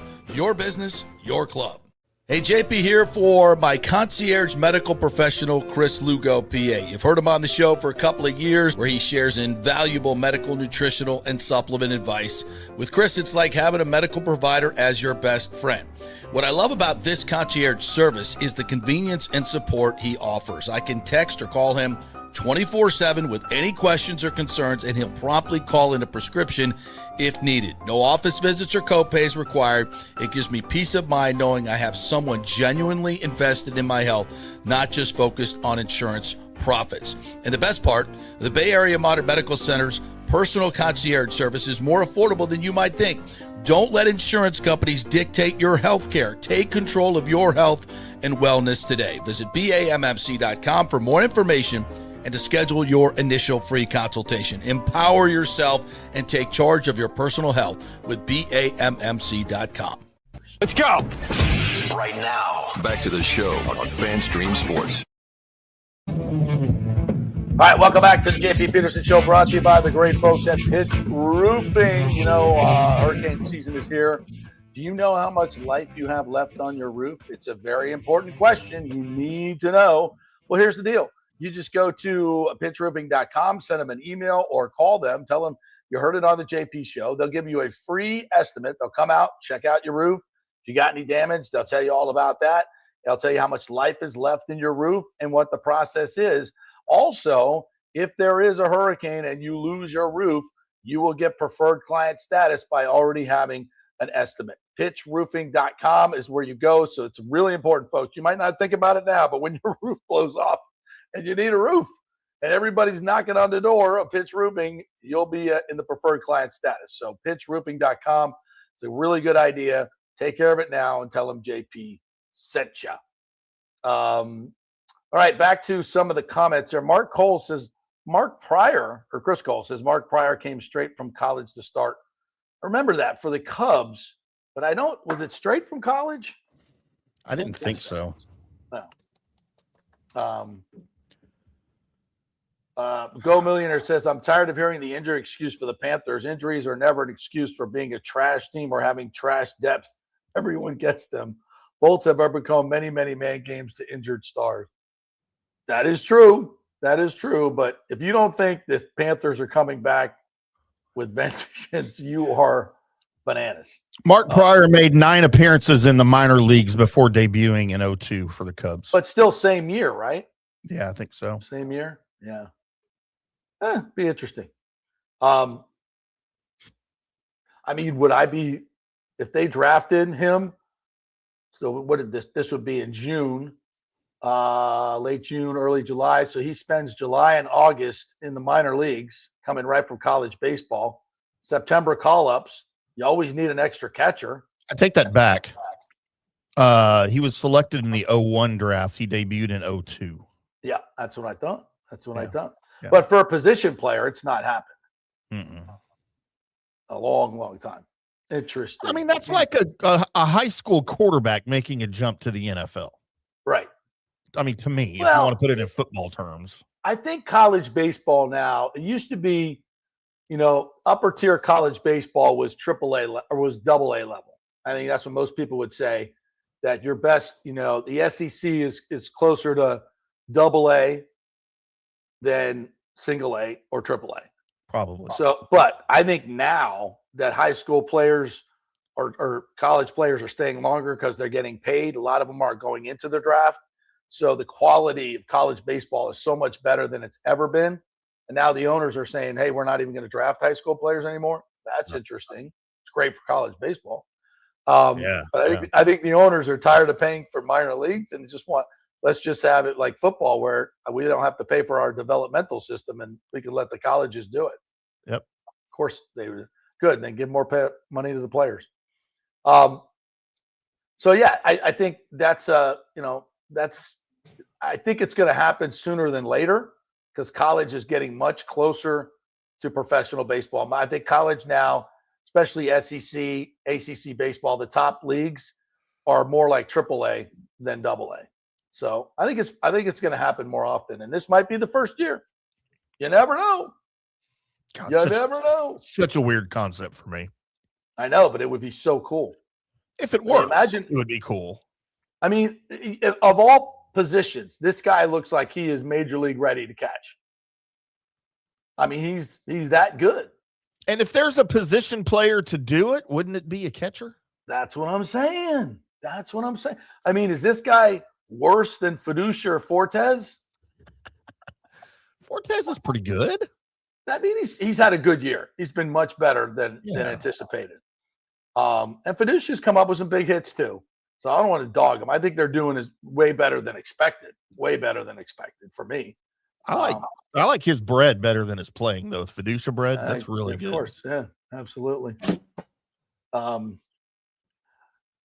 right, let's talk some Buccaneers, and we'll get back to the comments here in a second. So, hey, you want some of the big breaking NFL news as we get into football before we get into the Bucs? Micah Parsons may not play in the 2026 NFL season.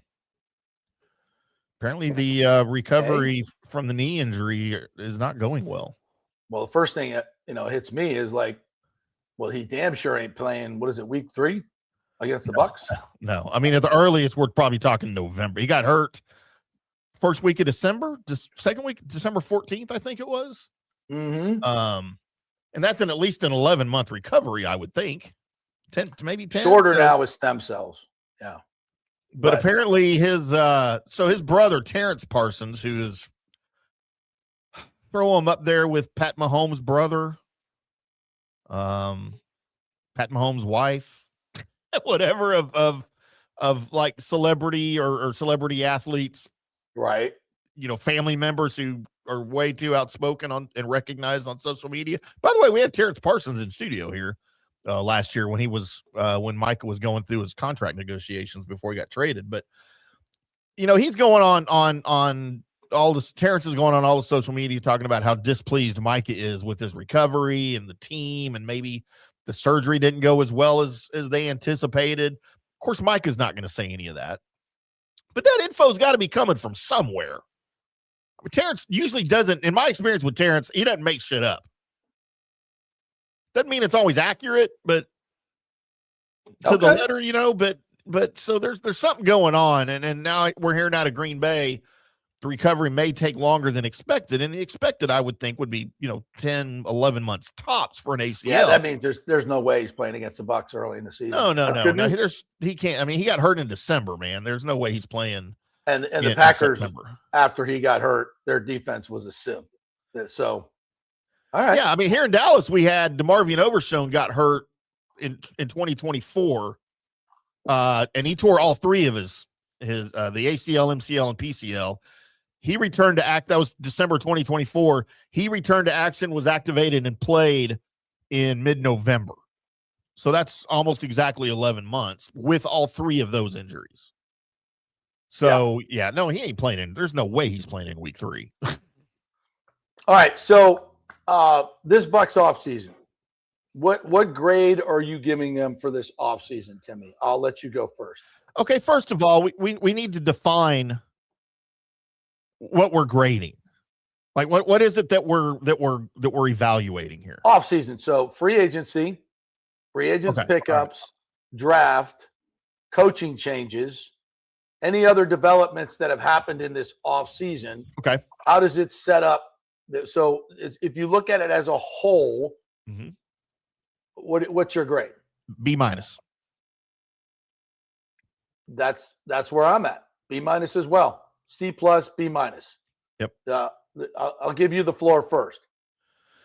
Well, I think they had an absolutely outstanding draft. And that will raise the score significantly for me. Coaching is probably the lowest level of the grade here I'm going to give him. I won't give him an F. Are we doing D's or do we skip D's and go to C's? I don't whatever. You know what? I'll give him an F for coaching. Yeah. For retaining bowls. However, I will give them an A, a B plus for the Zach Robinson hire. So that kind of balances out a little bit, and maybe not on the field, but for our grading purposes, Right. it balances Right. out. Free agency, C plus. C You minus. lose. Okay, I mean, yeah, you lose Maybe Mike, B. Yeah. and you haven't really done anything impressive. Right. I'm a lot higher on the Kenneth Gainwell signing than a lot of people, and I think we're seeing a little bit of that in we saw a little bit of that in minicamp. But yeah, no, it's C minus, C plus, whatever for that. So I'm giving them overall B minus for the offseason for everything. Yeah, that's where I'm at too. You start with guys that you lost, Mike and Levante. Obviously Levante was cooked. So that's only, I think that's a positive that he's gone. And I hate to say it in that way. It's not a positive that he's gone. It's a negative that his career is over. Obviously, losing a guy like Levante is just really, really tough. Anzalone, again, I said I like his game. At 33, 34 years old, I think it's clearly not what it was, and there's a lot better chance of him getting injured. If he gets injured, we are really, really thin at the linebacker position. I mean, really, really thin at linebacker. And that's got to be a spot we think a move is still coming from somewhere, right? Could be a veteran. Roseboom is not, he's a special teams player, and he didn't even, he had some issues, couldn't even make it to mandatory minicamp. So I think, there was a Devin Lloyd, which was picked up by the Panthers. Mm-hmm. That was a move I thought was, not getting Trey Hendrickson, who wanted to play here, not getting that premier free agent rusher. I didn't like that, but when Ruben Bain fell to him in the draft, everything changed. Yeah, everything changed. And this is what's hard, is do you get credit for him falling to you in the draft and you taking him? Yeah, I mean, you have to. But you didn't. It's not like you moved up to get him, which actually turned out to be smart. When I asked Jason that on the show here last week or a couple of weeks ago, we laughed about it, we talked about it, but he felt pretty sure that wasn't, that they were the Ravens weren't going to take him, the Dolphins weren't going to take him. It shocked me a little bit. I think it shocked a lot of people, but maybe they knew something that we didn't know. He was right. So in the end, he fell to you, and you didn't give up anything to get him. So you got to get some credit for that. Whether it's just blind luck. So the way I look at that, no, I don't think it's blind luck. It doesn't luck. matter really. No, but I think you get credit for not moving up and still getting him and not giving up, like you said, that draft capital to go get him. Yes, because that's maybe what you get credit for. Maybe they knew something that we didn't publicly, right? Maybe they had some intel that they right. weren't. And they're not going to tell us that because it gives up their intel. Right. Right. So I think we have to give them credit for it. You're 100% right. 100% right. And that changes your entire offseason. That changes your entire offseason in terms of your grading. I would have been in the C- category without Ruben Bain. But you answered, and he checked so many boxes, not only the edge rushing box, but the nasty box, the edgy play, the physical play, the bigger physical, edgy, nasty, awesome. I mean, you checked it all. You got it all. And that's a big, big piece. So that changes your entire outlet. The rest of the draft remains to be seen. Trotter looks like a nice piece, but he's got, he's a development. He's a developmental guy. We'll see what happens there. But you did get bigger. And I think you got better in the run game, big time. You can't get much worse in the coverage game, but there's ways to skin that cat in terms of playing more dime package and not having a second big linebacker on the field. And that's up to Bowles and his scheming and his, But so just in terms of this offseason, you filled a lot. Ted Hurst. I like what I see out of Ted Hurst. This kid has some maturity to him. He's got obviously the size, the speed, all the measurables he's got. But from what I saw, the hands, the way he moves, he's not polished, but he's a lot more polished than I thought he was. And he doesn't have to be polished right now, to be quite honest. No, he really doesn't. but I think he can make an impact this year as a rookie, which is hard to do in that position. And he's your deep ball threat too. Since you lost Mike, you need a deep ball threat like that. Yeah, and he's not a deep ball guy that necessarily like Mike. Mike, people always said he's not a deep ball guy. I'm like, you're wrong. I see him run tons of go routes and catch tons of balls and get PIs and all that stuff. And it's not because it wasn't slow. He wasn't a burner though. But there's more than one way to be a deep ball runner. If you've got decent speed and you can get to that point where you've got an advantage in terms of catch radius and going over a guy, you're a deep ball threat. Yeah. And he's a 4'4" guy with 6'3", but he plays taller than 6'3". Mike didn't always play taller. He would jump up and catch the ball with his body and use his length and corral the ball. Sometimes he would high point it, but I never thought Mike was a great high pointer of the football. There have been better, not terrible, but not for his size. I mean, Hurst uses every bit of his length to go up and get the football. If you watch his college tape, you see that time and time again. And he really contorts his body well when he has to turn and catch the ball. He's got a lot of natural ability in catching a football. So I think, especially in the red zone, he can be a force. He can be a weapon, no question about it. And then Keontae Scott is, he is another nasty, good tackler. You lost, what's his name? 29 in the secondary, one of our better tacklers. I can't remember his name right now. And you needed somebody like him. But you needed Keontae Scott to come in. I think he's got really good ball skills. He's a playmaker. A lot like Tyke Smith. He's a playmaker. Tyke's got better measurables, but this kid knows where to be, is very well coached, polished football player. I think he can make an impact in year one. Now, free agency. Thinking of Izian, right? You were thinking of Izian. Izian, yeah, thank you.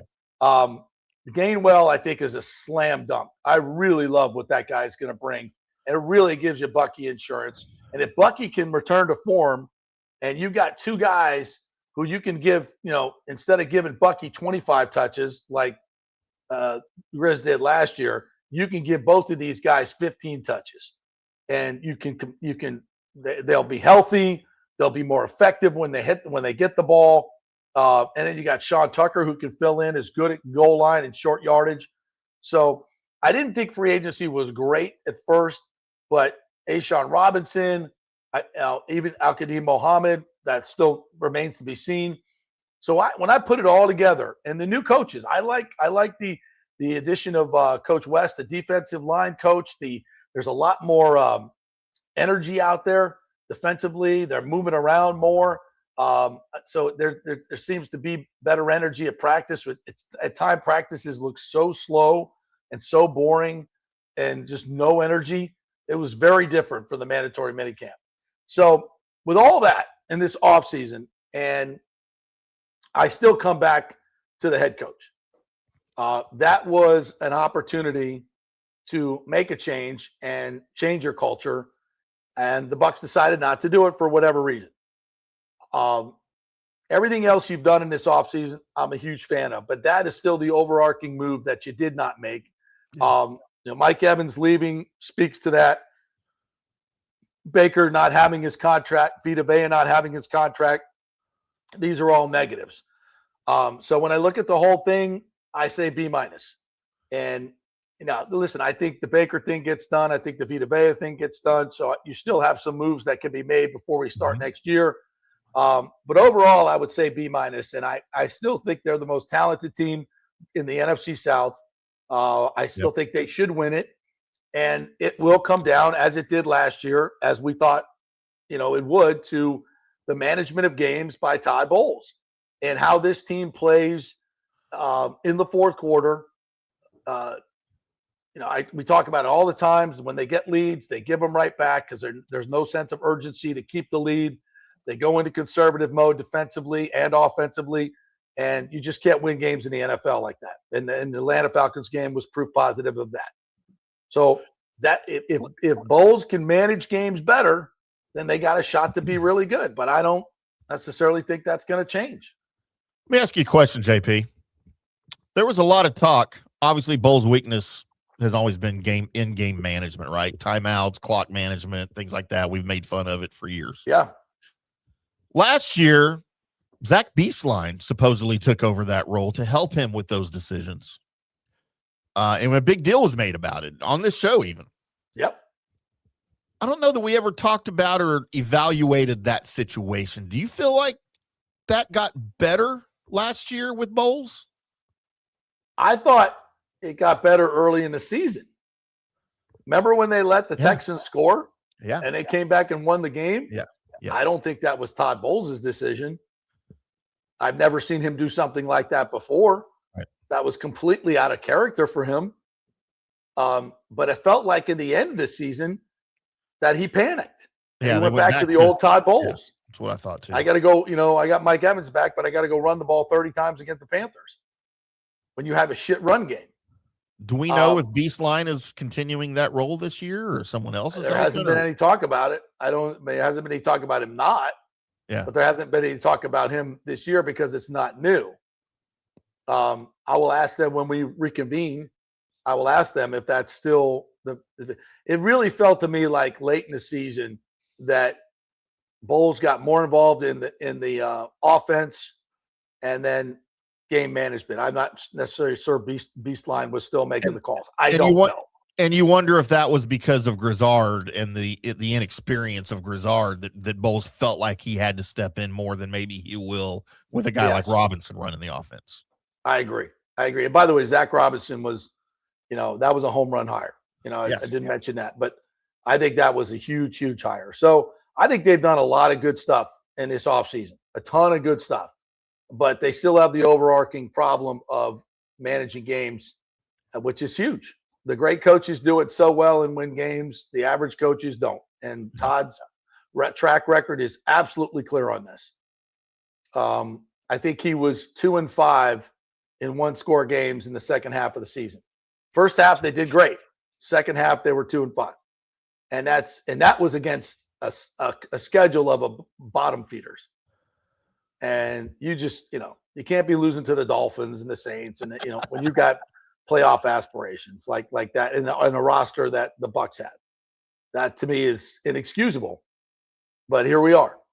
So let's hope that somehow magically Todd Bowles figures it out and manages games more aggressively and they can be as good as their roster allows them to be. And they, of course, stay healthy, in key positions. And if the offensive line can stay healthy, which at no point last year did they have all 5 starters playing together. No. Then they have a chance. All right, let's take one more break. We'll come back on the other side. I do want to get to the World Cup. As Team USA played on Friday. We haven't chatted since then. So we'll talk about that. I still got the helicopter thief story I got to get to and a couple other notes as well. Hey, we are brought to you by the great folks at the Gold and Diamond Source. Hey, listen, gold and silver have never been higher right now, folks. You can make a ton of money by bringing in that old gold jewelry, silver jewelry. I guess they're taking silverware.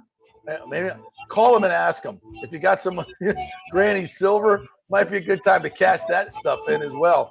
And the best part about it is you bring it all into the Gold and Diamond Source, and they'll tell you what's good and what's not, and they will give you top dollar for it. Also, if you're looking for that ring, to pop the question, guys, you got to go to the Gold and Diamond Source. Do not start your relationship with a fake diamond. It's a really bad idea. They only sell real diamonds at the Gold and Diamond Source, and you'll get your best deal right there. The Gold and Diamond Source, 3800 Elmerton Road. Always online at goldendiamond.com. Back in 3. JP here for Genesis of Tampa and the Murphy Auto Group. I think the best way to experience a business is to use that business. And I just did at Genesis of Tampa. Just bought a GV70, a 2023, and it feels and drives all new.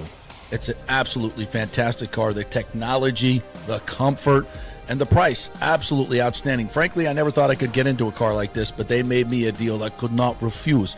And I also get the VIP service where you can just drive right up, their pit stop service. They'll top off all the fluids, make sure your air in your tires is good, new wipers if you want them. If you need extended service, they will come to you, bring you a courtesy car, and then bring your car back. What more do you want? The experience was just VIP all the way. And you can get that at Genesis of Tampa. And don't forget, you can get extended warranty, which I did. So I have worry-free miles up to 100,000. And all they do is just take it in. Actually, I don't have to take it in. They come to me. It's perfect. It's Genesis of Tampa right there, 801 East Bears Avenue, right off of 275. Go see them and tell them JP sent you. Big thanks to Italiano Insurance, the great folks over there. They will soon be part of Gallagher Insurance. A little name change, but same great folks, same great customer service you've known for over 65 years. They do all the work. You save all the money. ItalianoInsurance.com at 813-877-7799.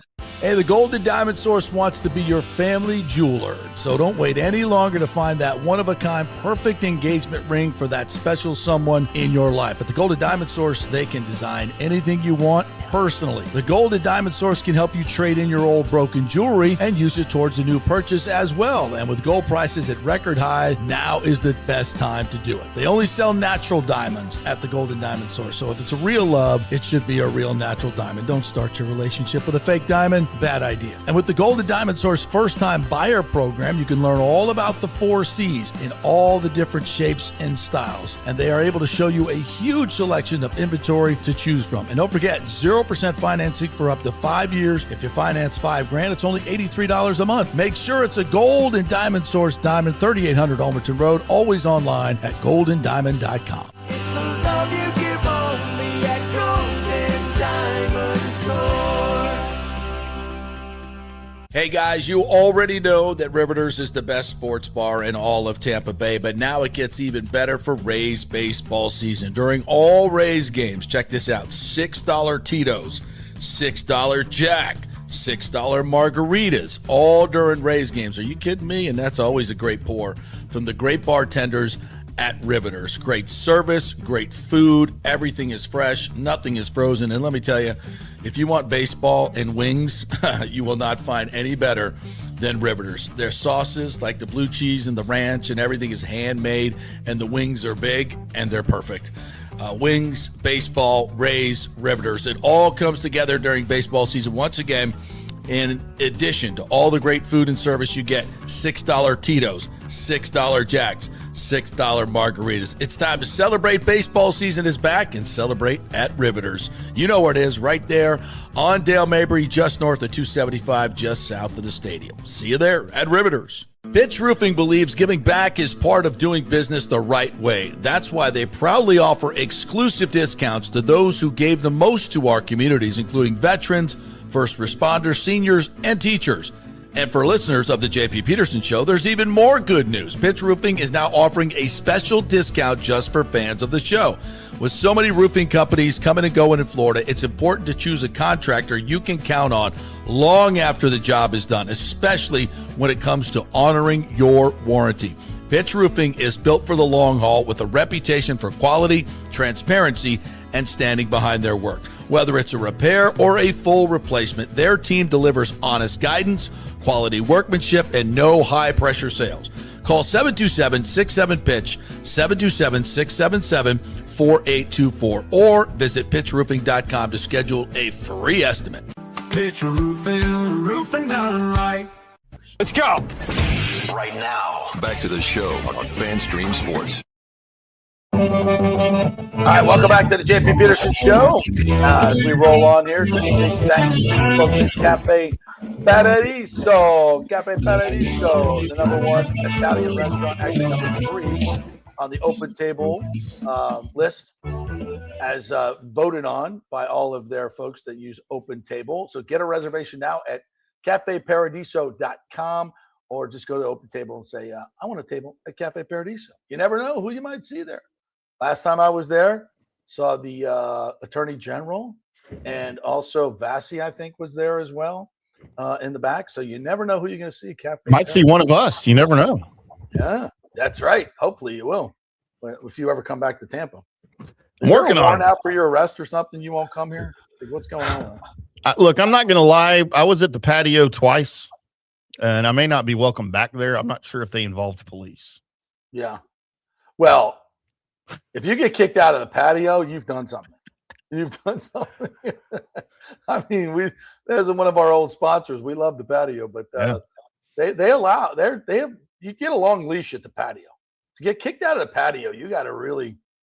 Let's just say I may have misinterpreted some signals from my waitress. Well, that's common occurrence with you, evidently. So, It happens. yeah, that will happen. Really Michael thought you was into LaRue me, JP. says the USA has won back-to-back World Cup matches for the first time since 1930.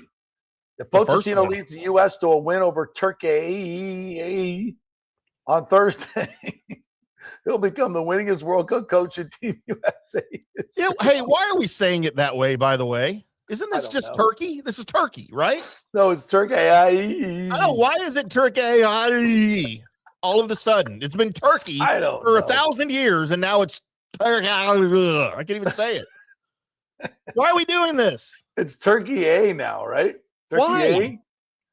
A? I don't know. Seems silly. Why are we putting little dots over letters? We don't do that in English.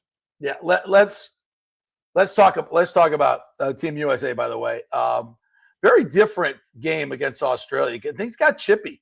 They got really chippy, and I love that we did not back down.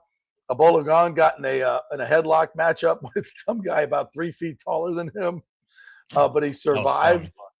I thought defensively we were not great, but again we get an own goal off a great move from Bologan, and this is without Christian Pulisic playing. Yeah. So without Pulisic, they played very, very well. And again, get a 2-0 result, and now +5 in a differential. So we're going to win the group, which is unbelievable. And now we've got on Thursday we've got Turkey, which we should win. We should win that. If we can advance, that means we'll face a lower seed, which could get us into the round of 16 where we have not been in quite some time. So it's an expanded field this year. So I guess it's an extra round. But listen, I do hear a lot of people starting to say, why not us? Have you seen Spain play? Good Lord, dude. I don't know anything about soccer, and I know they're good. And some of the better teams, we're not winning the World Cup. Let's just get that out there right Hey, now. why? Why not us, JP?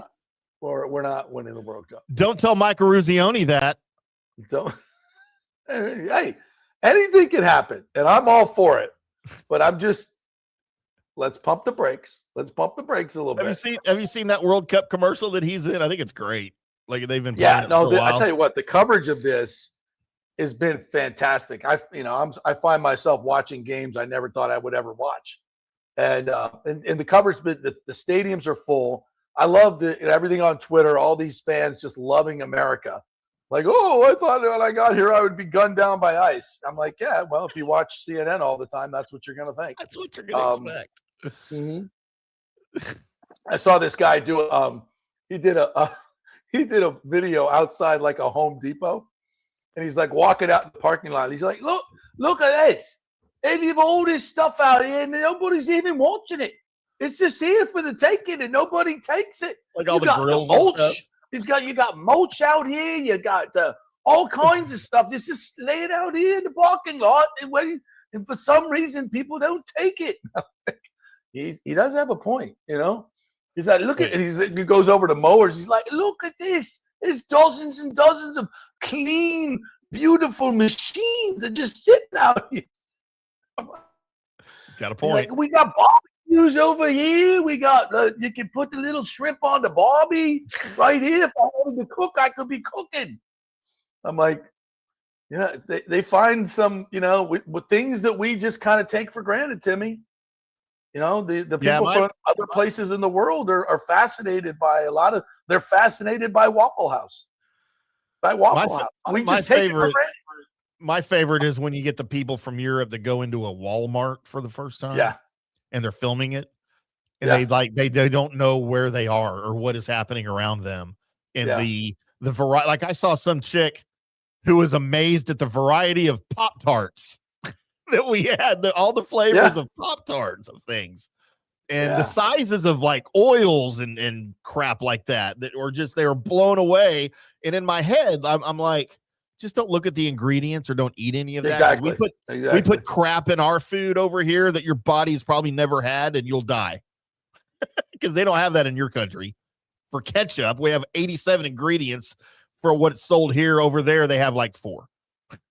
But I mean, the parties that are going on for Team USA, this is what I love the best about it. And I don't want to put it, I kind of threw a wet blanket on that, us winning the World Cup. Hey, maybe we could. Who knows? Way the fervor is, just the patriotism and seeing people loving the USA, and then the players afterwards coming together to pray on the field. Oh, that's going to piss off a lot of people. Woo! Patriotism and God at the same time. Oh, that 20% is not going to be happy about that. People are losing their minds. That 20% on the left is really going to have a problem with people. They're wearing USA jerseys. They're taking a knee, and it's not for the anthem. What the hell's going on here? Jesus Christ! Hey, why is that person on their knee over there? It's not even the national anthem right now. And they're not protesting something? Good God. What have we come to here in America? What's going on? Who died? Why are we protesting? We got American athletes not kneeling for they're praying afterward. They're singing the anthem. What is going on here? Oh my Lord. It's crazy. Yeah. Speaking of the Antichrist, so a Florida man claimed he saw the Antichrist moments before troopers say he lost control of his pickup truck and crashed into another vehicle on I-75 in Hernando County.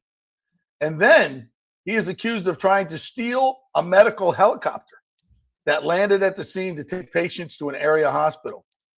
The driver, identified as Riley Ferrer, traveling northbound on I-75 shortly after midnight on Friday when he lost control of his pickup truck.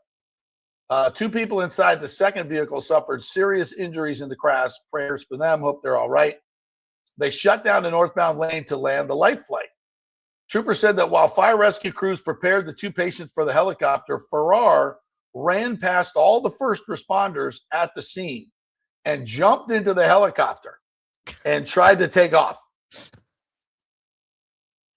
He was not successful. Ferrer told officials that he saw the Antichrist moments before he lost control of his pickup truck and crashed. He didn't identify who the Antichrist was, though, which I was kind of looking for that. Right. We kind of need to know. I didn't know if he was going to go Obama or Trump. But oh yeah, which way? Which one? Which Antichrist are we going here? Pickup truck is probably Obama. So, but it could have been Trump. Who knows? One of the two for sure. That's your Florida man update of the day. All right. Anything else? John Hill says the Georgia Tech catcher is the real deal. I said the Rays need him a month ago. I think it would be great. I hope we go for him. And then we can start talking about him coming up in September. Bucs basement, Chris Cole said JP practically all but confirmed the contract is one of the big reasons he's back. He's hinted at it a lot. I didn't think that at first. We're talking about Bowles here. Yeah. I didn't think that the Bucs would keep him just because of the contract, but other people I've spoken to that would be more knowledgeable on it said that was a factor. Huh. So, which is weird. I mean, I think, if you're talking about, a franchise that's worth $6 billion and the head coach is your most important hire and your most important person on game day vis-a-vis the quarterback, and his track record is really bad or just average, we'll just say that it's just very average, and you don't make a change, it's either money or something else. Because if you're looking objectively at his performance, I would say point to a coach in the NFL that is over 8 seasons. What is he? 20-some games under 500. Mm-hmm. And if you just count your 4 years, including 1 and 3 in the playoffs, he's 36 and 36, I believe. That's the definition of average. And when one of those seasons, he had a quarterback named Tom Brady.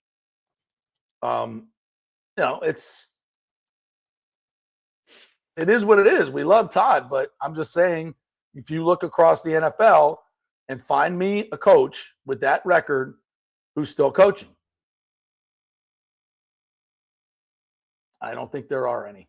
There have been some in the past, but currently, No, so I You don't what- survive numbers like that. You just You don't don't. as a head coach in this day and So age. what's the reason? Is it what is the reason he's still here? Is it because of money? It might be. It might be. Kingster Bucs Basement says it's no brainer what the Rays need to do. The only question is, will they pull the trigger because they see the big issues on this team? Mullins is someone I'm not a fan of at all. He's getting better. He's had a good month. So starting Mullins third bat as a fireable offense to me is third in the order. He's so bad. Also, Junior doesn't know how to play situational baseball when it comes to running the bases. He's terrible at it. Yeah, this Junior's young. He's learning a bunch of different things. Mullins is not great, but he's gotten better lately. He's had a really nice month of May, or his last 30 games have been pretty good. He's hitting like 270. It's been pretty good. All right, I want to go to what else we got. Danny Boy says Elliot Friedman, hockey insider, believes that John Carlson might end up with the Lightning for the short term. Okay, I think we'd like that. Friedman adds that it would be considerably less. His AAV may end up being higher than Raddish's, but for a shorter term. Okay. Jeremy Lowe is back in here. Good to see you again, partner. He said, I say Anzalone is underrated linebacker. Muhammad and Walker, good rotation on pass rush with Yaya and Bain. Cornerback play is the biggest question mark. Yeah, I mean, we'll see. Again, I love Anzalone's game. Over the years, it's just the age that bothers me. And if he can be, if he can be productive for the next 3 years, it's a great find, great get. Yeah, we'll see. All right, anything else we need to do here, partner? I don't see Yeah. anything. A millionaire says the Rays haven't had an elite catcher in our history since Buster Posey. Listen, we passed on one generational catcher. Let's not pass on another for a high school shortstop, please. Although the high school shortstop will probably be a Hall of Famer if I say he won't be. Right. All right. Anything else we need to get to? I'm checking through the comments. I think that's it. Pooh Sheisty's in here, so I have to put him on. That this is the first time I've heard Tim say he wants to skip the D's. I don't know When what we were means. grading. No. I don't know what We that got a means. super chat from Bucks Basement for $2. He said head coach F, shocking development. Free agent C minus, draft B plus, off-season C minus. Yeah, I think we're close on that. I give the draft an A minus. Free agency, I've upgraded from a C minus to a B minus. So I think I'm at B minus instead. All right. Anything else? I think that's fair. JP loves checking the nasty box. Rick. Announcement about Big O show this week. Big O show tomorrow. Yep. All right, we got Big O show tomorrow. I hadn't seen if he replied on the text frame, but I'm guessing if he didn't, that means tomorrow. I'm guessing Tomorrow's that's okay, Big O yeah. show time. We may have Jason Romano on since the draft is coming up. Jason is obviously agent to the Stars, XL management, so he's got a lot of big stars in the draft again. So I believe we're going to have Jason Romano on tomorrow. No, I'm sorry, Thursday. I think Jason did get back to me on that. Yeah, that'll be Thursday's show. So Big O show Tuesday and Thursday. Thursday we will do the draft show with Jason Romano. Nathan Elliott gives the Bucs a B. Could become a B plus depending on what I see in training camp practices. Now, by the way, training camp schedule is out. There's 8 public practices, I believe. Wow. Okay. Kurt Thorson says Cinderella Norway playing tonight as a Viking by heritage. Thorson, son of Thor. Ska. Yeah. All right. Everybody's got their heritage. How is Italy not in the World Cup? Because they suck. Cape Verde is. That's weird. Maybe they're picking up American football and they're focusing on that now. Yeah, maybe. John Hill says ranch dressing is the hot commodity for Euros. Yeah, did you see that? Like they're being told you can't smuggle ranch dressing back to Europe. You can't? Why not? I don't know. I'm saying you can't. Can't do it. Michael LaRue says McDavid has a full no move clause. If he stays in Edmonton next season, he could walk in free agency with the Oilers getting nothing. But he would agree to go to Tampa. That's based on his comments. All right. Okay, kids, that'll do it for today. Thank you very much for joining us. Another fun day. Timmy, great job. Thank you all for participating, as always. Tomorrow we will have, I believe, Scott Reynolds coming on the show tomorrow. Talk a little Bucs with us again. Maybe some Brendan Sorsby audio. Yes, we'll get to the Sorsby audio. Yes, and maybe the Bucs should be looking at him. As good as he is. I'm going to have a different take on that. Have a great day, everybody. We'll see you tomorrow. Now you can go. Now you can go. Let's go. Get your ball. Go.